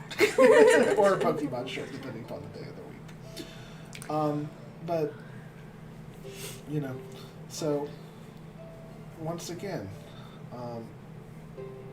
you know, I recommend researching. I recommend you looking into scriptures. I recommend you studying out what you believe. I recommend you finding out what you are looking at and really truly asking for understanding and asking for wisdom. And if you reach out, it can appear. It can be there. And always strengthen your beliefs. Don't be afraid to have debates. Don't be afraid to have conversations with people. Cry and I often debate and have conversations about differing viewpoints and beliefs. 100%. We do not share all beliefs. We do have very different opinions because we have different information. We learn and research things differently. And we both enjoy this because it gives different viewpoints. And it's one of those things of you don't have to make everybody believe you're right. You don't need to do that. Well, we don't. But have faith in your own beliefs. What you believe is more important to you than what your neighbor believes, than what the person down the road believes, than what the president believes. Your beliefs are what will govern you. And once again, it goes back to that point that was made. It's all choices, guys. What you decide, what you choose, will govern where you go. There are many different fates for people, unfortunately. Hell being one of the nicer ones, to be truthfully honest. When it comes to some of these entities and some of these beings out there.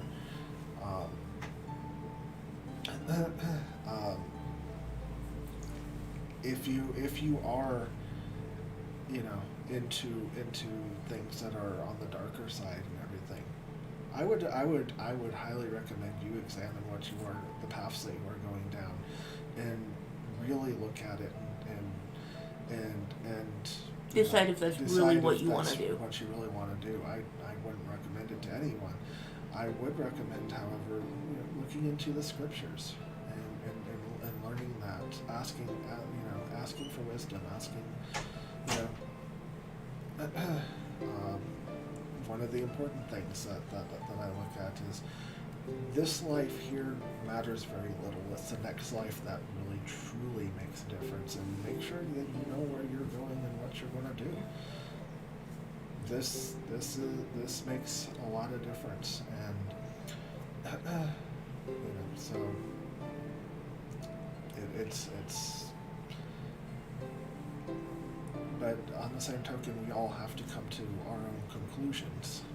So I can't make the conclusions for you. I can point a direction and say that way might be a good way to go, and I can provide information on that one. Wonderful. And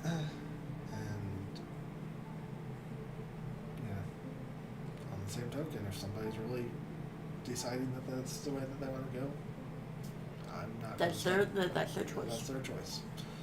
I can pray for them. But for me to cast judgment and say how dare you and blah blah blah blah blah, that's not my thing. I don't know what their full path is. That's not for us to decide. Yeah, that's not for us to decide. So let's see. In truth, all elements are of demonic influence in one manner or another. I don't. Just harkens back to the end of Revelation, how it said, if anything was added or taken away from the word, that the plagues would be visited upon those who changed them, and those plagues are here. Fair enough. If you actually look back into history, JJ, you will find a lot of different people who attempted to change scripture, and all the things that happened to them. It was quite horrific what ended up happening to them. Unfortunately, you have a lot of. So what ended up happening with that is they stopped trying to change the things and just started getting the books and locking them away to where they were no longer available to the public. Removing the information from easy grab. And I don't believe that all elements are of demonic influence. Example, it's like, okay, if I'm working hard and I tore my rotator cuff, that has nothing to do with a demonic influence. It has everything to do with I swung the pickaxe wrong. Okay, if I decide to go to Walmart and somebody sneezes on me and gives me a cold, that's not demonic influence. That's I was in the wrong place at the wrong time and got a cold. But colds are of the devil. It was greatly believed in our history that you caught a cold, and when you were sneezing, you were trying to banish the demons from yourself. No such thing as coincidence. I'm not saying that it is coincidence. I'm just saying that you went and... Or the origin of bless somebody you. else decided to go at the same time. Well, that's where that came from. I could have chosen not to go. I could have chosen to go. It's just one of those. You went. I went. They sneezed on you. They sneezed on me, and it happened. It's like You're now in quarantine. It's no big deal. I got a common cold. However, everybody else in the house is going to look at me and say, "Sickness, get away from me! I banish you to the back cold room." Not me. Yeah, we. I know. I'm teasing. I'm always teasing. do Joking. that. On the same token, though, sometimes you have to look at these things and say, well, maybe they're blessings in disguise. Well, I got the cold, so now I can't go anywhere today, so maybe it means that I was going to otherwise go, and maybe I would have gotten into an accident. We don't know. It's like the person who had a flat tire who was really upset, and, it took them half an hour to get the tire fixed. Well, because of that, they literally missed a 127-car pileup that they would have been at otherwise. So it would have been 128 cars instead of 127. That's where I like to point at it and call that divine intervention. It's Yeah. like, was it inconvenient for them? Oh, absolutely. but they're not in the pileup. Yep. And it's the only thing that would have saved them because literally they would have been there at that exact time when the accident occurred. I actually recall something like that happening to all of us at one point, because it was one of us we couldn't find the keys. Everyone was looking for the keys. Oh, yeah. And it was like supposed to be like on the table or in someone's pocket. Oh yeah, the day we turned the house upside down looking for the car keys? Yeah, and like no one could find them, and then we finally found them and went out to go, I don't know, I think we were going to the store or something, and then as we were going by, we saw like this huge freaking car crash had happened, and it had only been like a couple minutes ago, but it was one of those, with the route we were taking, if we had found the car keys when we were originally going to go, we would have probably been in that pileup. See, do I remember when unseen hands took a hold of your steering wheel in Florida? Yeah, absolutely, 100%. I feel good. I've had so many things, and once again, this goes back under the angels that are there to help us, and do not worship the angels. Just don't worship the angels, guys. They are not there to be worshipped. They are there to help us. They are there to protect us. They are there to defend us. You can even talk to them. Don't worship them. That is not their place. That is not for them. They will always give praise to the Creator. So yes, absolutely. I've had many a times where I've had something like that. I'll feel good that's happened, and I can definitely say, don't pray to them either. No, don't pray to them. But once again, if you know they're there, it's okay to thank them. But give true thanks to the one who sent them.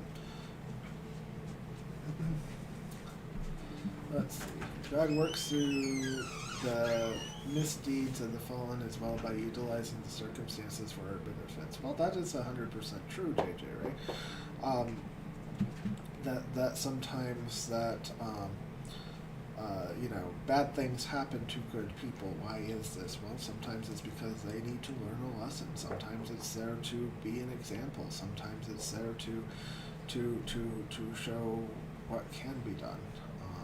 So there's a lot in that happens. So. All right. So do we have any other questions, guys? Any other comments? I have a question for you. Sure. It's totally unrelated. Are you starting to feel hungry? Yes. Okay, I'm gonna start feeding this. So sausages? I thought we were doing the chicken. Chicken and sausages? Oh, chicken and sausages. Yay. So, yeah. So anyway, any other questions, guys? Been going for 3.5 hours, so just a little bit of a short show here. Just a little? And I think we only covered about half of what we were planning on. I don't even think we got half. Yeah. Yeah, we got about a quarter of the way through of what we wanted to do. Sorry. However, my throat is starting to go a little bit hoarse. So, does anybody else have any questions? She said chicken, and now you're hungry. Yeah, I'm kind of hungry too. So I really appreciate everybody. So next week will probably be a part 2. Part 2 next week. All right. Part 2 next week. Yeah. So we'll be getting into even more of it next week. And how do people feel about Friday for shows? I like Friday for shows. I'm good with any day though. So if you guys have a better day for me, just let me know. I'm happy to accommodate that.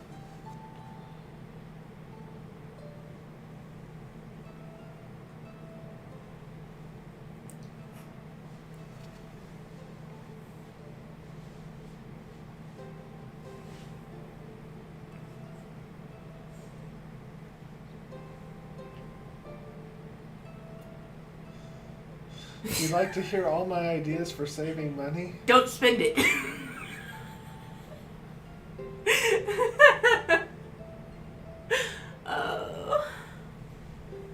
Priorities? Well, first off, Brownie Kid also wants to hear ways to save money. So, saving money. Unfortunately, I am not very good at saving money.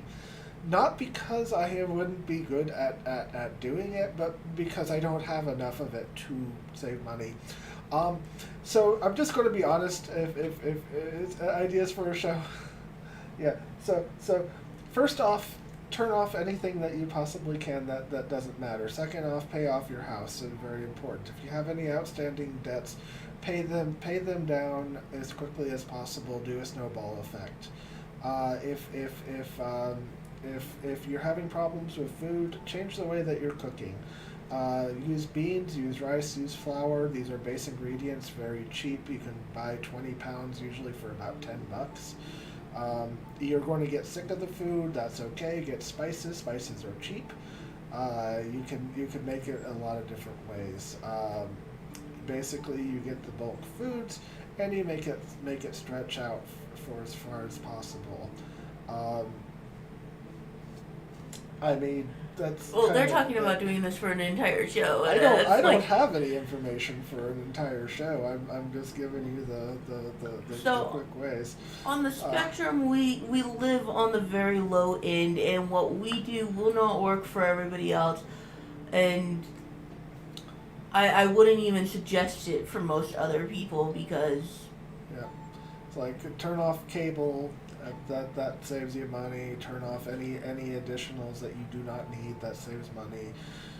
Don't go out to eat unless. Check your subscriptions. Yeah. Anything that's coming out monthly. Can you live without it for 6 months? If the answer is yes, turn it off. Yeah.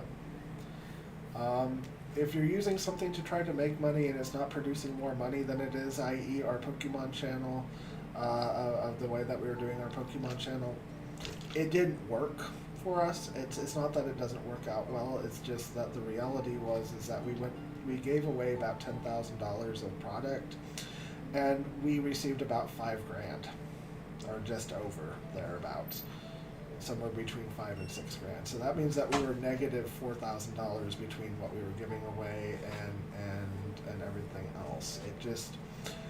It just wasn't working out, and it doesn't include anything else. It's like we didn't make any money this last year for the thing. This is why we changed the show immensely. Not because we didn't enjoy doing the Pokemon, but because we couldn't afford it anymore. We just ran out. The other thing you can do is buy generic brands of things. If you're used to buying the big stuff, buy generic brands. Learn how to can. I mean, canning makes it to where you can save Preserving your own food. Preserving your own food. Get a dehydrator. It's like $150 to $200 for a good one.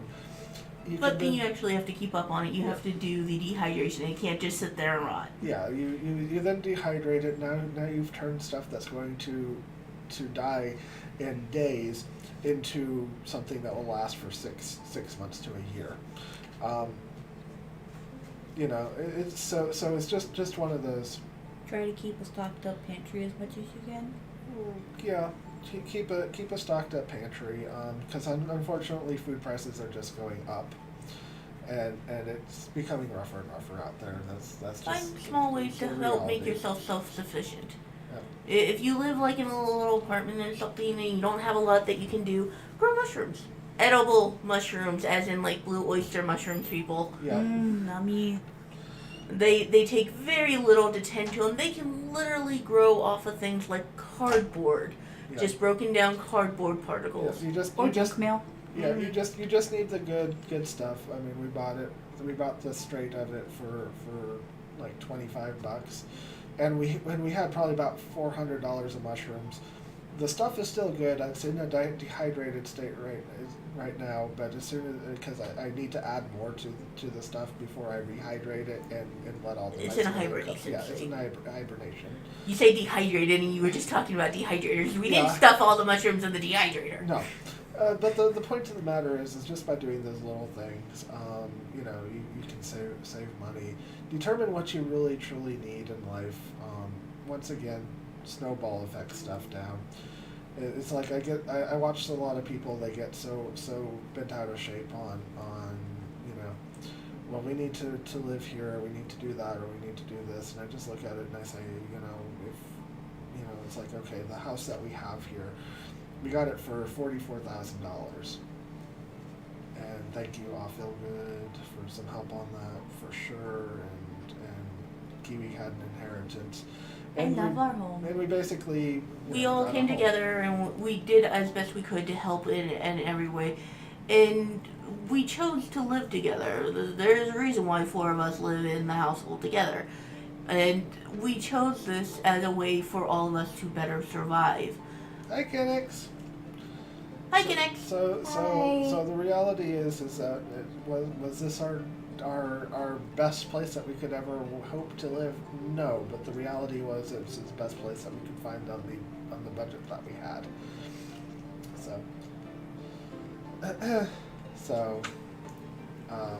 So anyway, it's just one of those. Turn off your lights, you know, to save some energy. I mean, I'm not a grand strategist on the budget.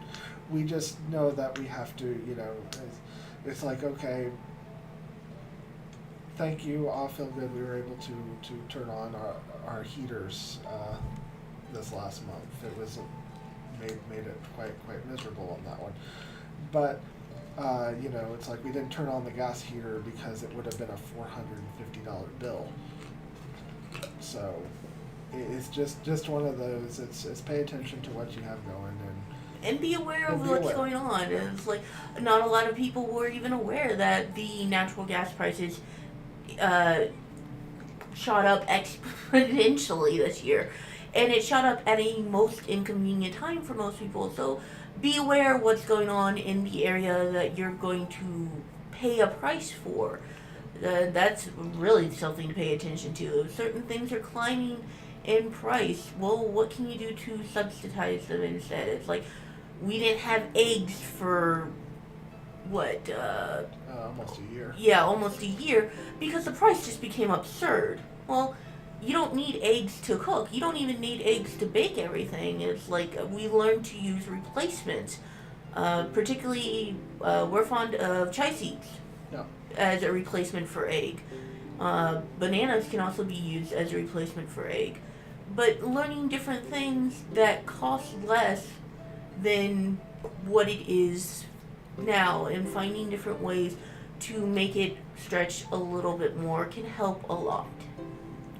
Heck, we haven't had I guess tea even in make quite a these while. natural resources are drying out. Well, semi true, semi not true. Are they drying out? Depends on the resources. It's like oil is constantly forming, and is almost a not ending source of it. It's like, okay, wood. A lot of what we see as paper wood and stuff comes from big giant paper forests that they have planted, that they grow up, and it's hybrid trees that grow extremely fast, and so therefore they harvest them, you know, every couple of years, and that's what keeps that going. It's not like they're going out and cutting down, you know, old timber to make paper anymore. Take care and do maintenance on what you have. Absolutely take care and do maintenance on what you have. You know, and if you take care of it, generally it will take good care of you. If you have a skill that you know how to do, teach others how to do it. If you know how to change the oil in your car, make sure that other people know it as well. Something as simple as this can actually cut cost where it's desperately needed. Yeah. Keep up in maintenance on things, learning how to fix and repair things. Do you need the next new asbestos thing, or is it working just fine? As cell phones is one that I actually got onto my cousins for. They had an obsessive need to have the big asbestos thing, to the point that they ended up having almost $8,000 in debt over a cell phone that they switched out every 2 weeks. Why? I don't understand this. Wow, that's worse than Brad. Yeah, well, Yeah. So, I have a lot of cousins, so. yeah. I would believe that was one of my cousins. Yeah. So it's just one of those. It's like, you know, okay. It's like all the computers that we have in the house are hodgepodge. They're hodgepodge messes. Absolutely. You know, I was a computer tech for many years. So it's like I get them and I figure out how to fix them, or I find one that will 100% work and make it continue to work, and do the best I can. Sometimes you can't do that. I don't have the full repair shop to be able to go find what's 100% wrong and replace it on the micro level. Heck, how old is my old girl? Your laptop is going on over 10 years old. Yeah, I think it's 12 at this point. She still runs strong, but she's old. Yeah. So it's just one of those. It's like when you find things that you can cut around and maneuver. That's a way to make excess money. Or to at least save money. Go further. You know, really just sit and examine what you have going, because every single person is different. The honesty is it's like the American economy is just absolutely trashed out. We have 33 trillion or 34 trillion dollars of debt, and it would essentially we're paying over more than our military budget on just interest on that for the nation. That's over $1 trillion of interest a year. Hey Dragonfly, happy birthday! Welcome back. We missed you! Happy birthday, Dragonfly! Happy birthday! So, hey, it's okay. Stuff happens. Dragonfly, we will be sending you a care package at some point in this month. Next month. In February. We are in February. We are? Yeah, we're in the beginning of February. It's the second. Oh, Yeah. we transitioned. Okay. Yeah, I'm still a few days short. Yeah, it's okay. So we're going to be sending you a little care package for your birthday. We appreciate you, and you know, so we you are welcome, Dragonfly. We appreciate you. So we'll send you something and something for your kids too. So expect to see that in the mail. So it's just simple little things of, hey, we appreciate you. We appreciate you. We know you've been going through some stuff, and we've been keeping you in prayers, Dragonfly. So anyway, as far as the budgets and everything is concerned, you know, just examine your budget, find out what's excess and what you can remove and what you can change. Aw, well, I hope they will enjoy it. So yeah, we'll do something. So we really do appreciate you guys. And I don't know if we have anything else to... for today, no, we're kind of at the end. We've been going for almost 4 hours. Like I said, my voice is getting hoarse. And dinner is now on the way. So, oh, I'm so sorry. I feel for you, Dragonfly. I really feel for you. Yeah, I understand. Fur babies are your kids too. I get that. It's rough. Yeah, Maya's my old girl. Yeah. So, does anybody have any prayer requests for closing out here? Or any final questions Or any before final we close? questions? Yeah, we're still open to any questions. It's been a pretty interesting day, I think. It's been an interesting day and a long stream and many conversations. And rabbit holes. Can't forget the rabbit holes. Absolutely, Wesley, and I'm glad that you came on today, and I hope that the cupboard cleaning goes very, very well. I really love that dog. I know Dragonfly, and if it makes you feel any better, I do 100% believe that the spirits of animals will continue with you on the other side. Because, yeah, they're animals. They have spirits. They have lives. They become companions to you, and that's one of the really amazing things about dogs, cats, even fish, and birds. Pray for me that I keep my peace of mind and I don't lose it, because little things set me off, and I miss my mom and dad. She passed away not too long ago. Yeah, I know. Remember. I remember, and I will definitely add that to my prayer list for the end here.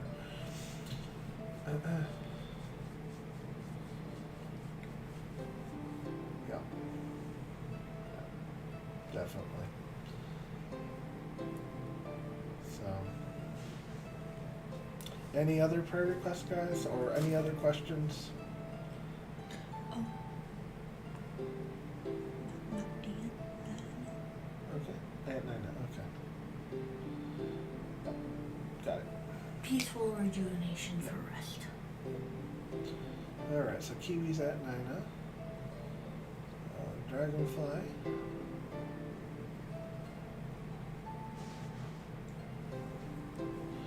Yep. I hear you, Dragonfly. I hear you. It is rough. Have you considered some grief counseling? Because that can help. We're here for you too. For sure. It just helps to be able to have people to talk to and going forward on that for sure. And I feel for you. And if you're here, Dragonfly, I give you a big hug.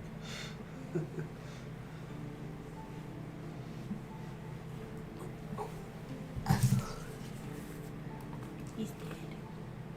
Oh, yours. Can't do exclamation point hug. No S. I'm sorry. I keep wanting to put S every single time. Alright, so it's I'm like not hugs. seeing any There, other virtual hug. things, and I'm sorry you got in at the tail end, Dragonfly. Funeral homes offer group counseling groups I attend with my husband. Awesome, thank you for that information, Wesley. Oh, I didn't know that. And that's free of charge. Awesome. So I might highly recommend you look into that, Dragonfly. That can definitely help. And that's part of being a community, guys, and being able to share things that help others, and that's always amazing. Being able to reach out and talk to people. And just always remember, it's alright if the first thing doesn't work. Not everybody is the same. Sometimes people process it very differently. I know my great-grandmother, before she left us, a way that she dealt with grief was actually with crafting. She would create arts and use them as memorables for the people, and she would craft like little, I know for her husband, she did a woodworking piece because he actually used to do woodworking. So she used his tools, and it was a very calming and peaceful moment for her. However, when she lost one of her children, she actually quilted an entire quilt in commemoration of them. And she did it while thinking about them. And it was one of the ways that she learned to process her grief. And it was extremely helpful for her as a way of being productive and even doing something that those people enjoyed doing to help move her to a better mindset for those things. So it's just another way that people have learned to grieve, and it's one thing that I like to mention for those who are suffering under grief is not everything is the same, not everyone is the same. Don't be afraid to try different ways to deal with and to work through your grief. For sure.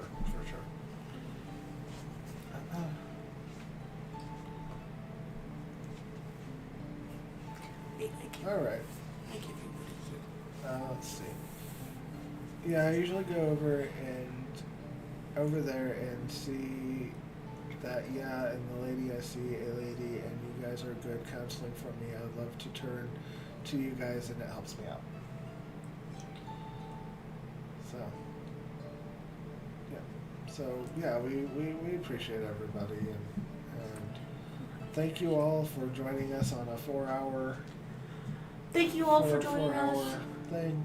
I'm not seeing any other questions come in, so I think we're very happy to be here, and I enjoyed you being here, and I hope that you will join again. okay. And my request was for rest and rejuvenation for everybody. Yeah. All right. Peaceful rest. There we go. All right. Oh wait. Okay, Kennex, I can wait. What are we waiting for? I don't know. Kennex said wait. The I stream can of wait. waiting. I can wait. I can wait if I want to, or I can wait the time away. We can go back to talking about things that. In the concepts, what is your idea of abstraction in the world?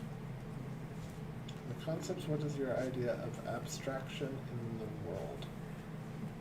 What definition are you going on for abstraction? I need some abstraction. Are we talking about when reality seems to just sort of fall apart around you and you start seeing things in a fifth or sixth dimensions, or even a fourth dimension? Are we talking about abstract art where you see things sometimes in like clouds and stuff?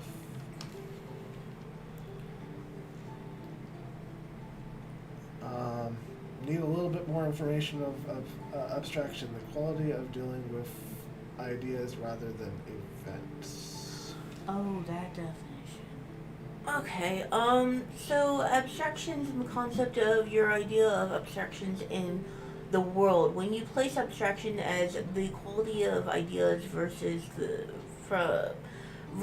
event, I'm going to ask a couple more defining questions. Are you talking about dealing with entities? Are you talking about dealing with Mandela effect? Are you talking about distortions of the fabric of reality? These three things are very, very different. And I just want a little bit more defining, but... Or are you talking about when, like, you have 4 different people see the same thing and have 4 different... answers. 4 different descriptions? There's that too. Those are always fun. Especially when none of them correlate at all.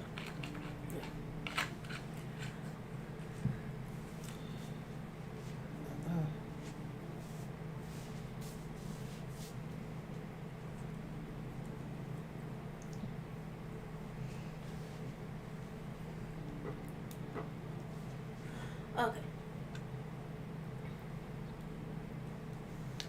So, distortions in the fabric of reality in the, Sense of gaslighting or the Mandela effect. Okay. Alright, so distortions in the fabric of reality in the sense of gaslighting or Mandela effect. Well, so here's the thing of it is that distortions in the fabric of reality is often... Let's see. There's also issues with the lacking of self-reflection in the populace as well. Okay. Interesting. I love this question, Kennex. All right. of course, this question could actually span its own show. Yeah. So we're going to give you the quick rundown on this, but The shorter rundown on this rather than a full show because we're already at 4 hours. But I can definitely give you some short answers here. So the distortions in the fabric of reality. So the issue is that we only see about somewhere between 5 and 15% of reality at any given time for most people.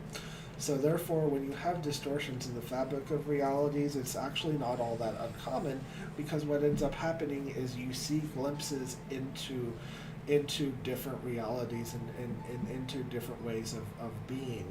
And so what ends up happening is you know, you see a tear, you see a portal, you see something that's out of the ordinary that shouldn't exist.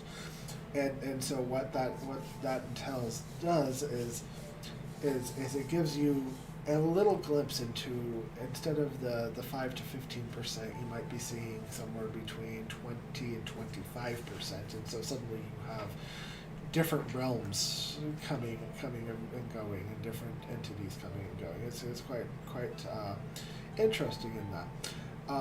Gaslighting.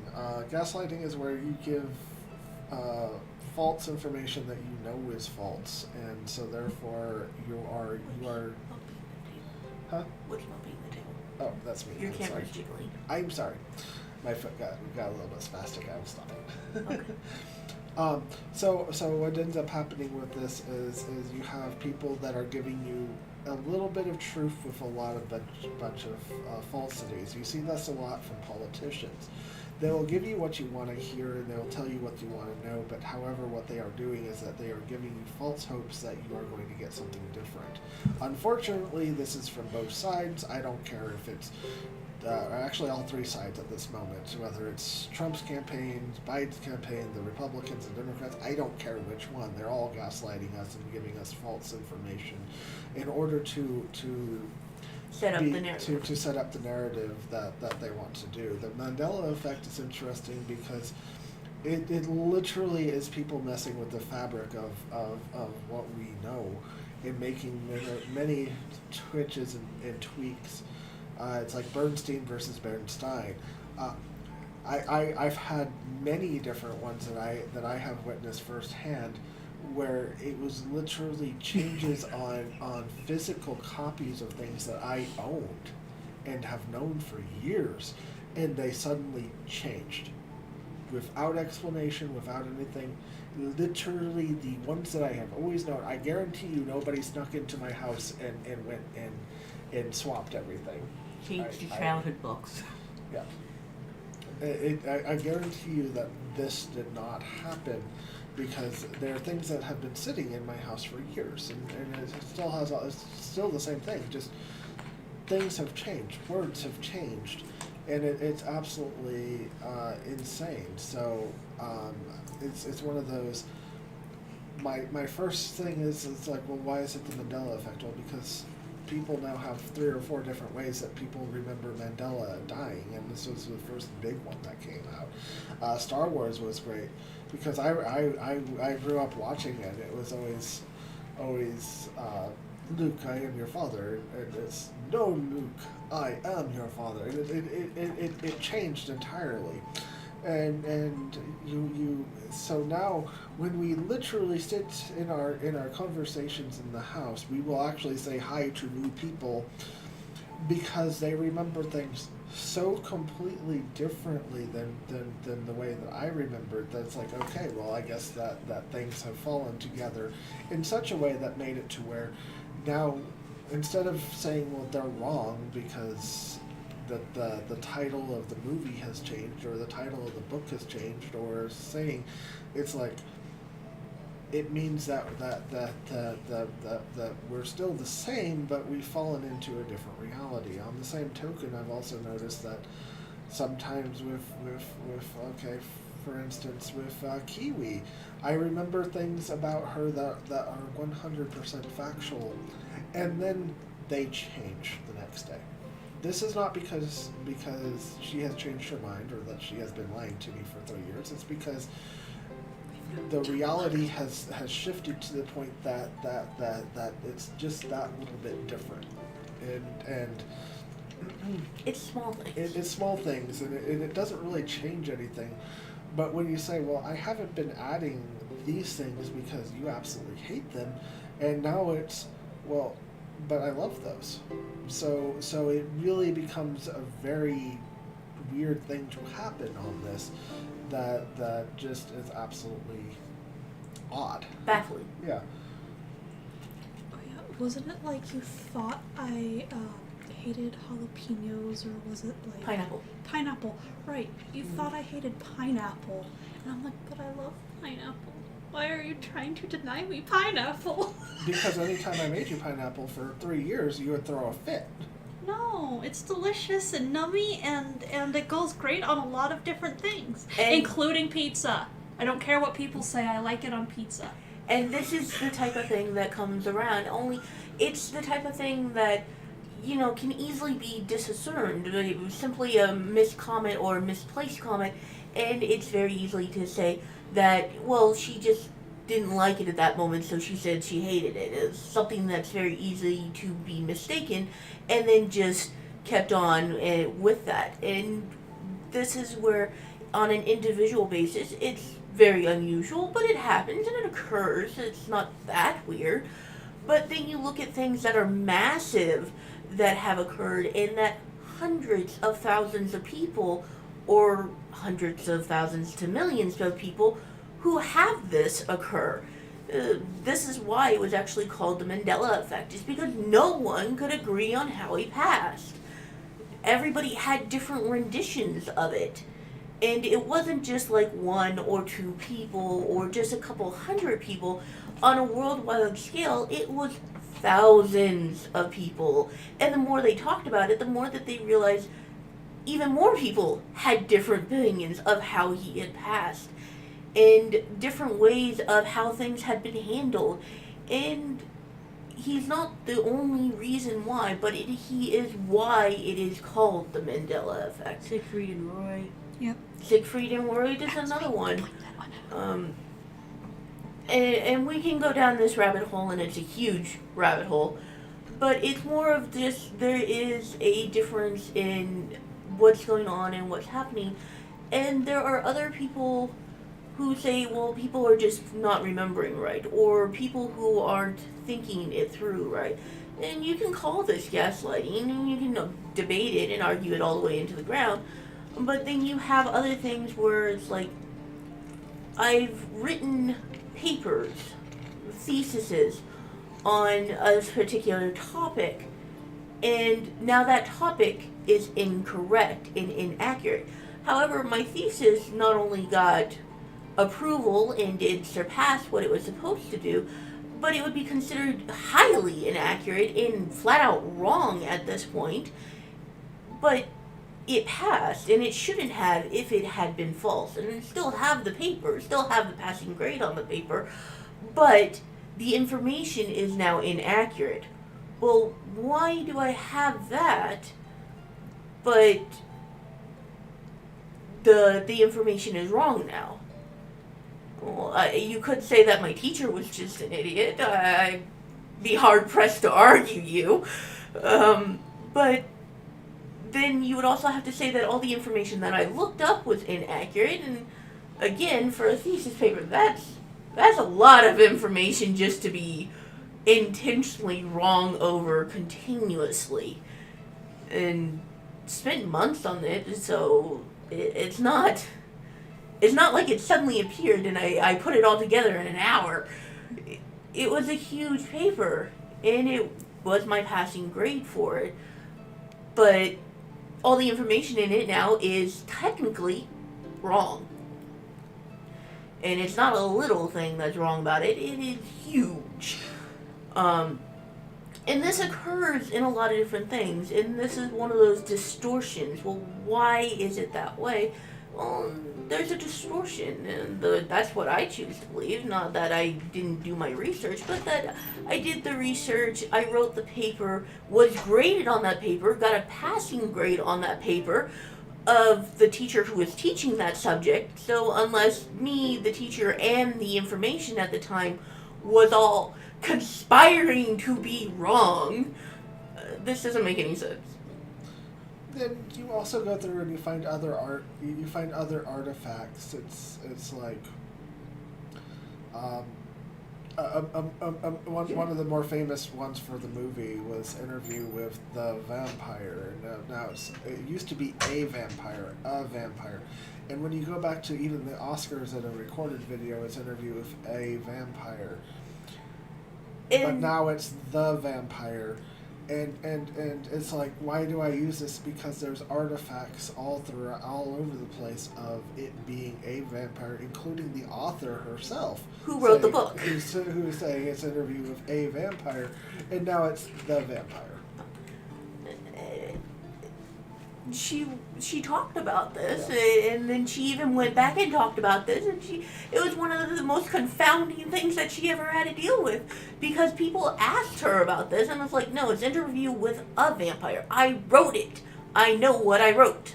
Yeah. And she also helped with the movie. She was one of the main providers of the information because it was her book, and she wanted to be properly displayed. She had a lot to say about this, so yeah, she had been very firm on what it was called, and it is not anymore, and nobody can explain it, including the author. The author. Yeah. So it's things like this that happen all the time. That is I now when people give me falsity information, or at least what is currently falsity information, I don't even discount the person anymore, because it's like, well, you know what, you might just be from a slightly different source that it was this at one point, and now it's no longer, and it's sort of just one of those. I look at it and it's like, okay, how did this change? Because it's easy to look at internet sources and just say, well, okay, the internet sources says it's this. But when you have physical media, physical books, physical things in your hand, that you cannot explain how they changed. Because internet it's very easy to change things. Highly susceptible. It's very highly susceptible. But when you have the physical media in your hand, that is something that I guarantee you they have not snuck into every single house to be able to change that. That would be a very expensive endeavor. A book from your great whatever grandparent that's 120 years out of date, and the information's different in it. They're a book that was discontinued, and nobody thought to, fix the information. And it's like, well, it could have been wrong, but it was. It just goes into that susceptible. It's like, where are you gaslighting? Where are you being lost with information? Where are you missing the discernment between people of what is, what isn't, and what can be, and what could not be? It's a headache. Mm-hmm. I can't read the screen anymore. My eyes. Okay. Let's see. Sally Field's brother works for CERN, and now here name drop the S. Allie Fields. Yeah. So anyway, I hope that answers your question, Ken. Because that's the short of it. The long of it is a really long conversation. And I smell food.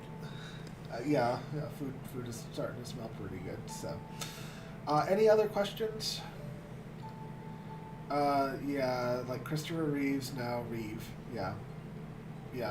There's a lot of things like that go on, and the anecdotes are just hundreds and hundreds and hundreds, and I can't look and say, well, everybody's just wrong, and or misread or misquoted. It's like Jaws, one of my favorite movies ever. It went from "we're going to need a bigger boat" to "you're going to need a bigger boat." It's like, what? The best line in the movie, And it's different. and now. it's different now. Yeah. So, anyway, anything else, guys? Give it a 2-minute timer if we have any more questions. my Okay. thing's dead. Okay. Oh, I can put it on a 2-minute timer. Let's see, what gets me is the Bible quote from moving old wine to new wineskins.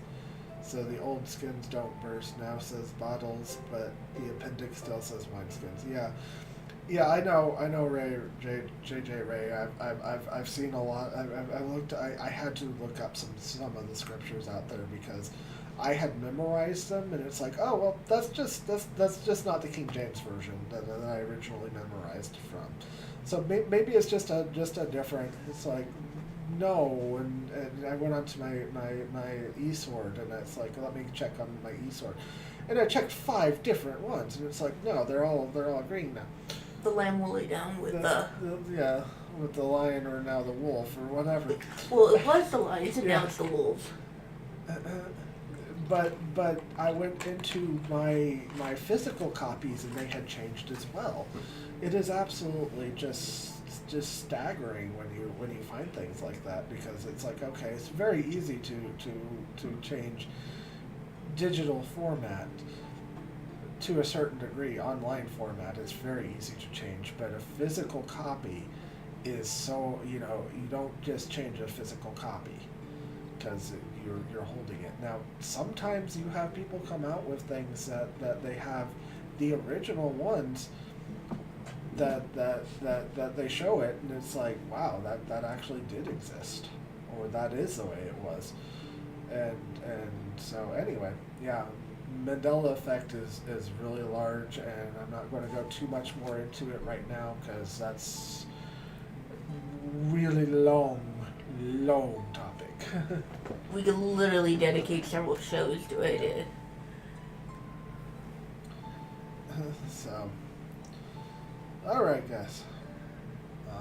Prayers. All right. All right. So, like I said, my voice is pretty much done. I hope that answered your question, Ken X. I appreciate you.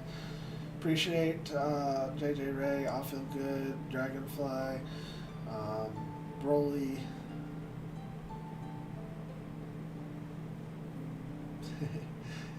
It's the spirit of valor, aka Antichrist, moving through the world to sow confusion. Stay strong. Okay. I don't have any arguments for that, for or against. So, all right.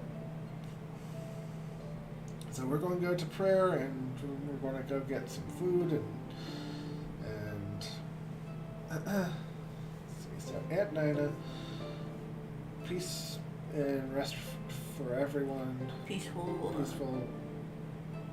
sleep and rejuvenation For everyone tonight.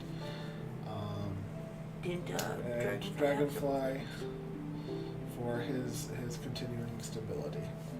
Okay. So, Father in heaven, I come to you today, and I just thank you for this time that we've had here together, all the conversation that we've had. I just pray that your wisdom will go out to everybody, and that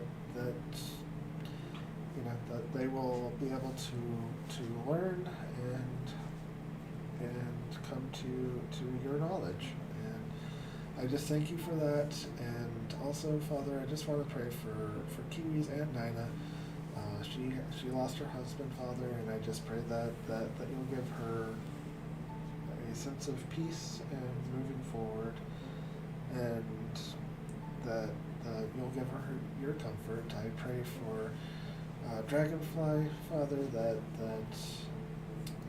you'll continue to be there for him, and that he'll be able to lean on you, and that you'll help him with everything that he's going through, with the grief that he is going through, and just give him a sense of calm and peace and your understanding, Father. And I also just pray that everybody will be able to have a good rest tonight, and rejuvenating, and just feel really good after tonight's rest, Father. I just thank you for everything that you've done, and I thank you for this show and for the audience that we had, and I just pray that your blessings will continue, and I thank you for all things. In the name of your Son, Yeshua Messiah, I pray. Amen. Alrighty then, guys. I appreciate everybody. I hope that you all have a great day. Let's see who we might be able to raid today. Thank you for coming. Hopefully there'll be somebody to raid. Last week there was just no one.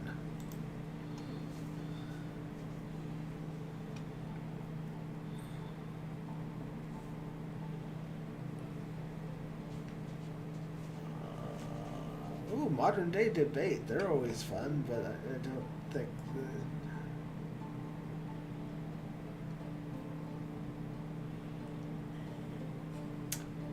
I wonder what they're doing tonight. I'll probably go join them myself, but let's take a look here. You know what? I'm feeling it. I'm gonna look and see what the topic is. Debate. Philosophy versus true. No, not doing that one. Well, I mean, I guess it is kind of versus Islam. Did Jesus die by crucifixion?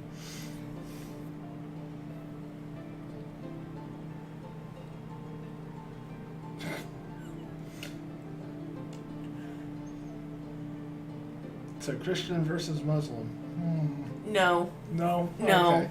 Find something else. I'll see if I can find something. If you guys are interested in the debates, by all means check out their channel. And modern day debate is really fascinating. It is absolutely fascinating. it is something interesting, and if you're interested in it, by all means check it out. I absolutely love them. They have some of my favorite people on. They have Kent Hogan on, Dr. Dino, absolutely. But we're going to raid, who is this? TCG Battles.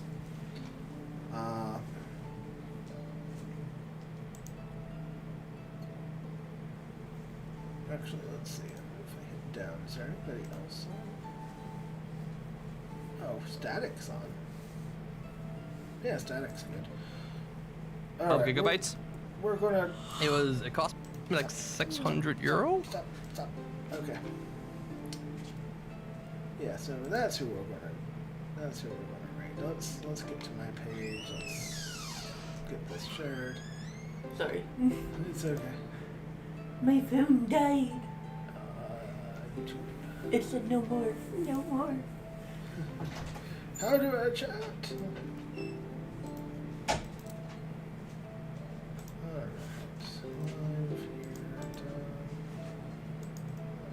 Yeah, don't send them to us. That doesn't do anything.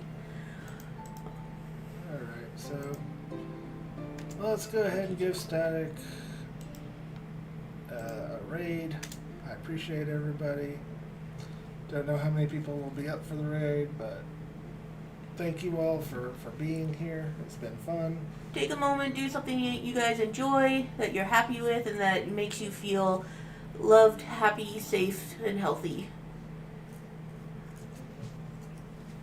Spark joy. A spark of joy in the world. Alright, so good luck, happy pulling, all the 9 yards. Catch you all soon.